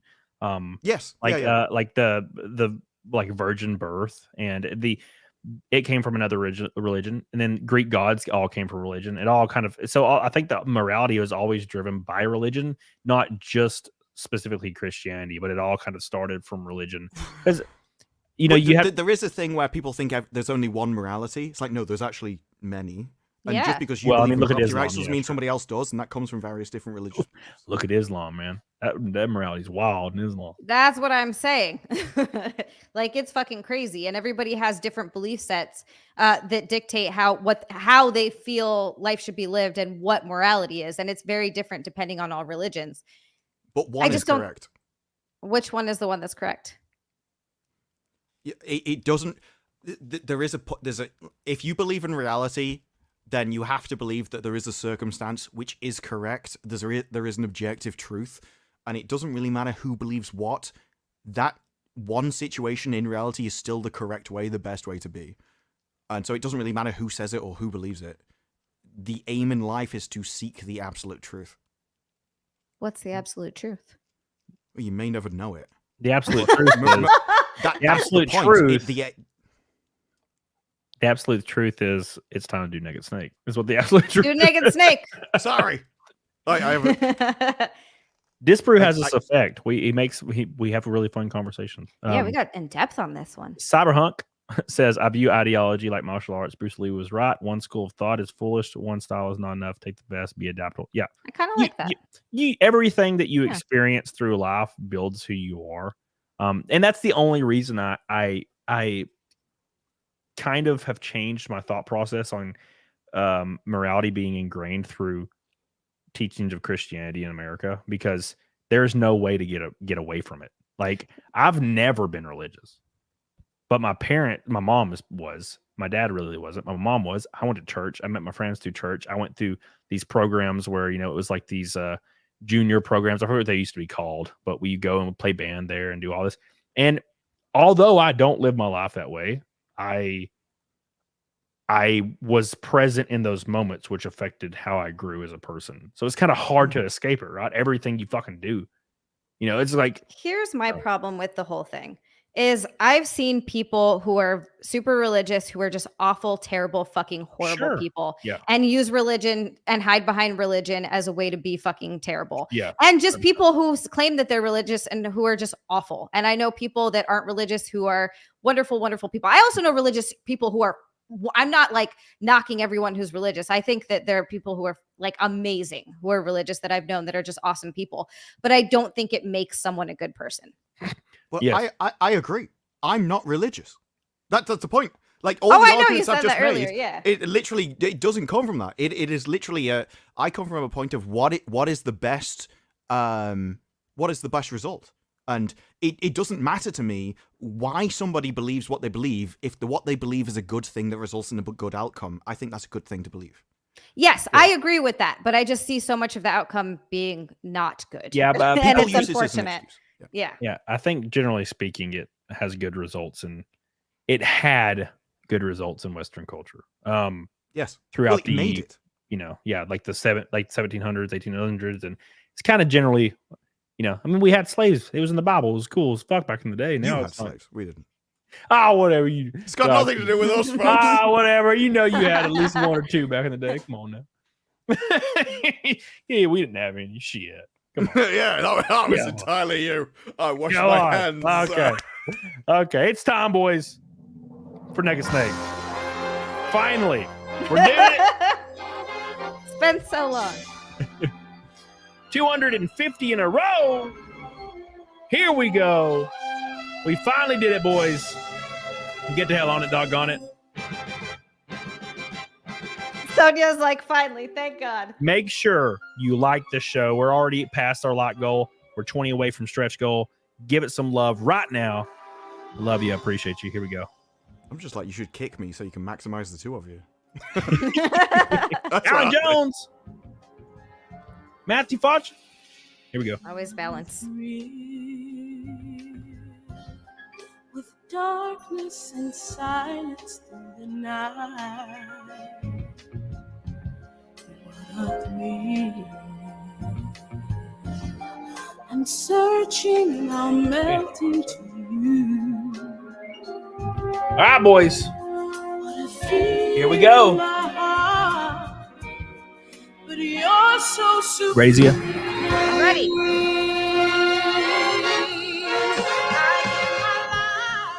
Oh, yeah. Oh, my God.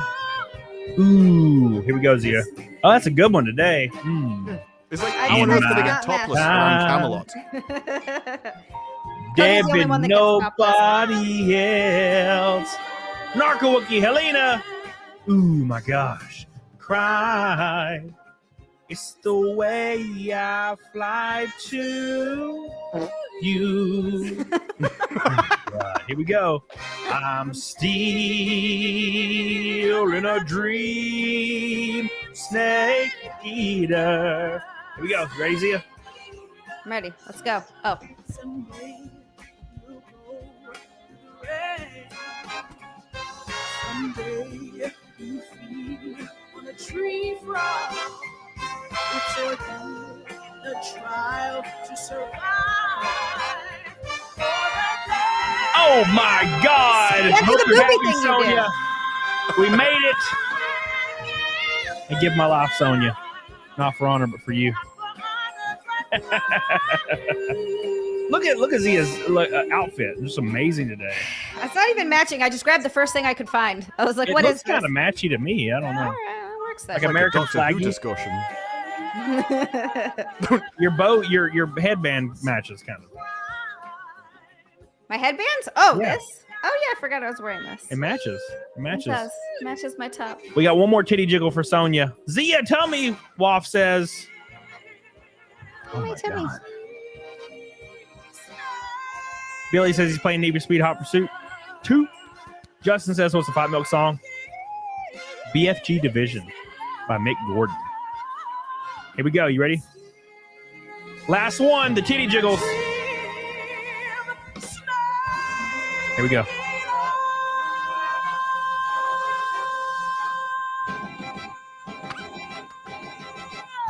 He's so Amazing. good at it. 250 in a row. Looking cut. I'm down almost 30 pounds. 24, 26 pounds, depending on the day. Stand up, show abs, Cody. Not yet. Ah. Not yet. We got to get fully there. Got to get fully there before I show my abs. Thank you, Narco Woogie. I appreciate you guys so much. Appreciate everybody tonight. You guys are the goats. That was so amazing. You guys are the goats. Amazing show. I was like, I'm going to do 2 hours. Almost do 4. Yeah. I Oh just my have a lot God, of, it has been almost. I have a lot of Holy fun shit. talking to Disparu. It's fun. I'm never sure. I take conversations in places where I don't normally do this. So it's like, No, but it's fun. I think it makes for fun conversation Yeah. when you do that. no, that's the it's interesting to me, but I'm well aware it's not interesting to a lot of people. And so Oh, I enjoy it. They don't have to watch it if they don't find it interesting, but I think most people will. Yeah, Billy, your channel's just not on here. I don't know what maybe you have to have a certain amount of watch time or something to get rated or something. I don't understand, man. We'll raid Flashcast because he's my boy, and I love Flash. Is Billy not live? It won't let me redirect to Billy's channel. I've done it before. Why? But it won't pull up anymore. I'll type it as URL and it just doesn't pull up. Kimberly Ashcraft says Zia's hot. Thank you, Kimberly. You're hot. Thank you, Kimberly. Let me pull up locals. Okay, I'm making sure that they're about Rumble Rants today. Fuck, no. Oh, I closed locals. Oops. Thank you guys so much for hanging out with us tonight. Amazing show. 5 likes away from 600. Give it some love. I will see you guys Monday, probably around 2 p.m. I'm going to stream all day till the night for Christmas Day because I don't do anything on Christmas. So come share it with me if you are like me and lonely. Play finals. If you play the finals, I'll join you. The finals. Hold on. The finals, yeah. All right, It's a cool. free-to-play There's game, so you there's don't a even have to buy panda. it. All right. I see a panda skin. All right. Thank you guys so much. We're going to raid Floosh, the Floosh Koosh. Real quick. We almost had 100 super chats total. Like in Holy total super chats. shit. That's Billy a Hatcher. lot. Wookie Be Bad. The Red Boys tonight. Matthew Fauchin. I'm making sure I didn't miss any. Johan. Slosher. Corey's. Oh, real quick. He said, I just figured out what this 3 was for. It's been 3 years since you helped me secure the bag. Thank you, my friend. Matthew, I love you. I appreciate you. Disco Cobra, Neanderthal, Wow. So many Gabriel, Red Boys tonight. Renee, Matthew Fauchin. Unfreaking believable, boys. Unbelievable. I'll see you guys Monday. Thank you so much for hanging out with me. And I'll see you on Flashcast. Say Cam Raid in the chat. Get on it, doggone it.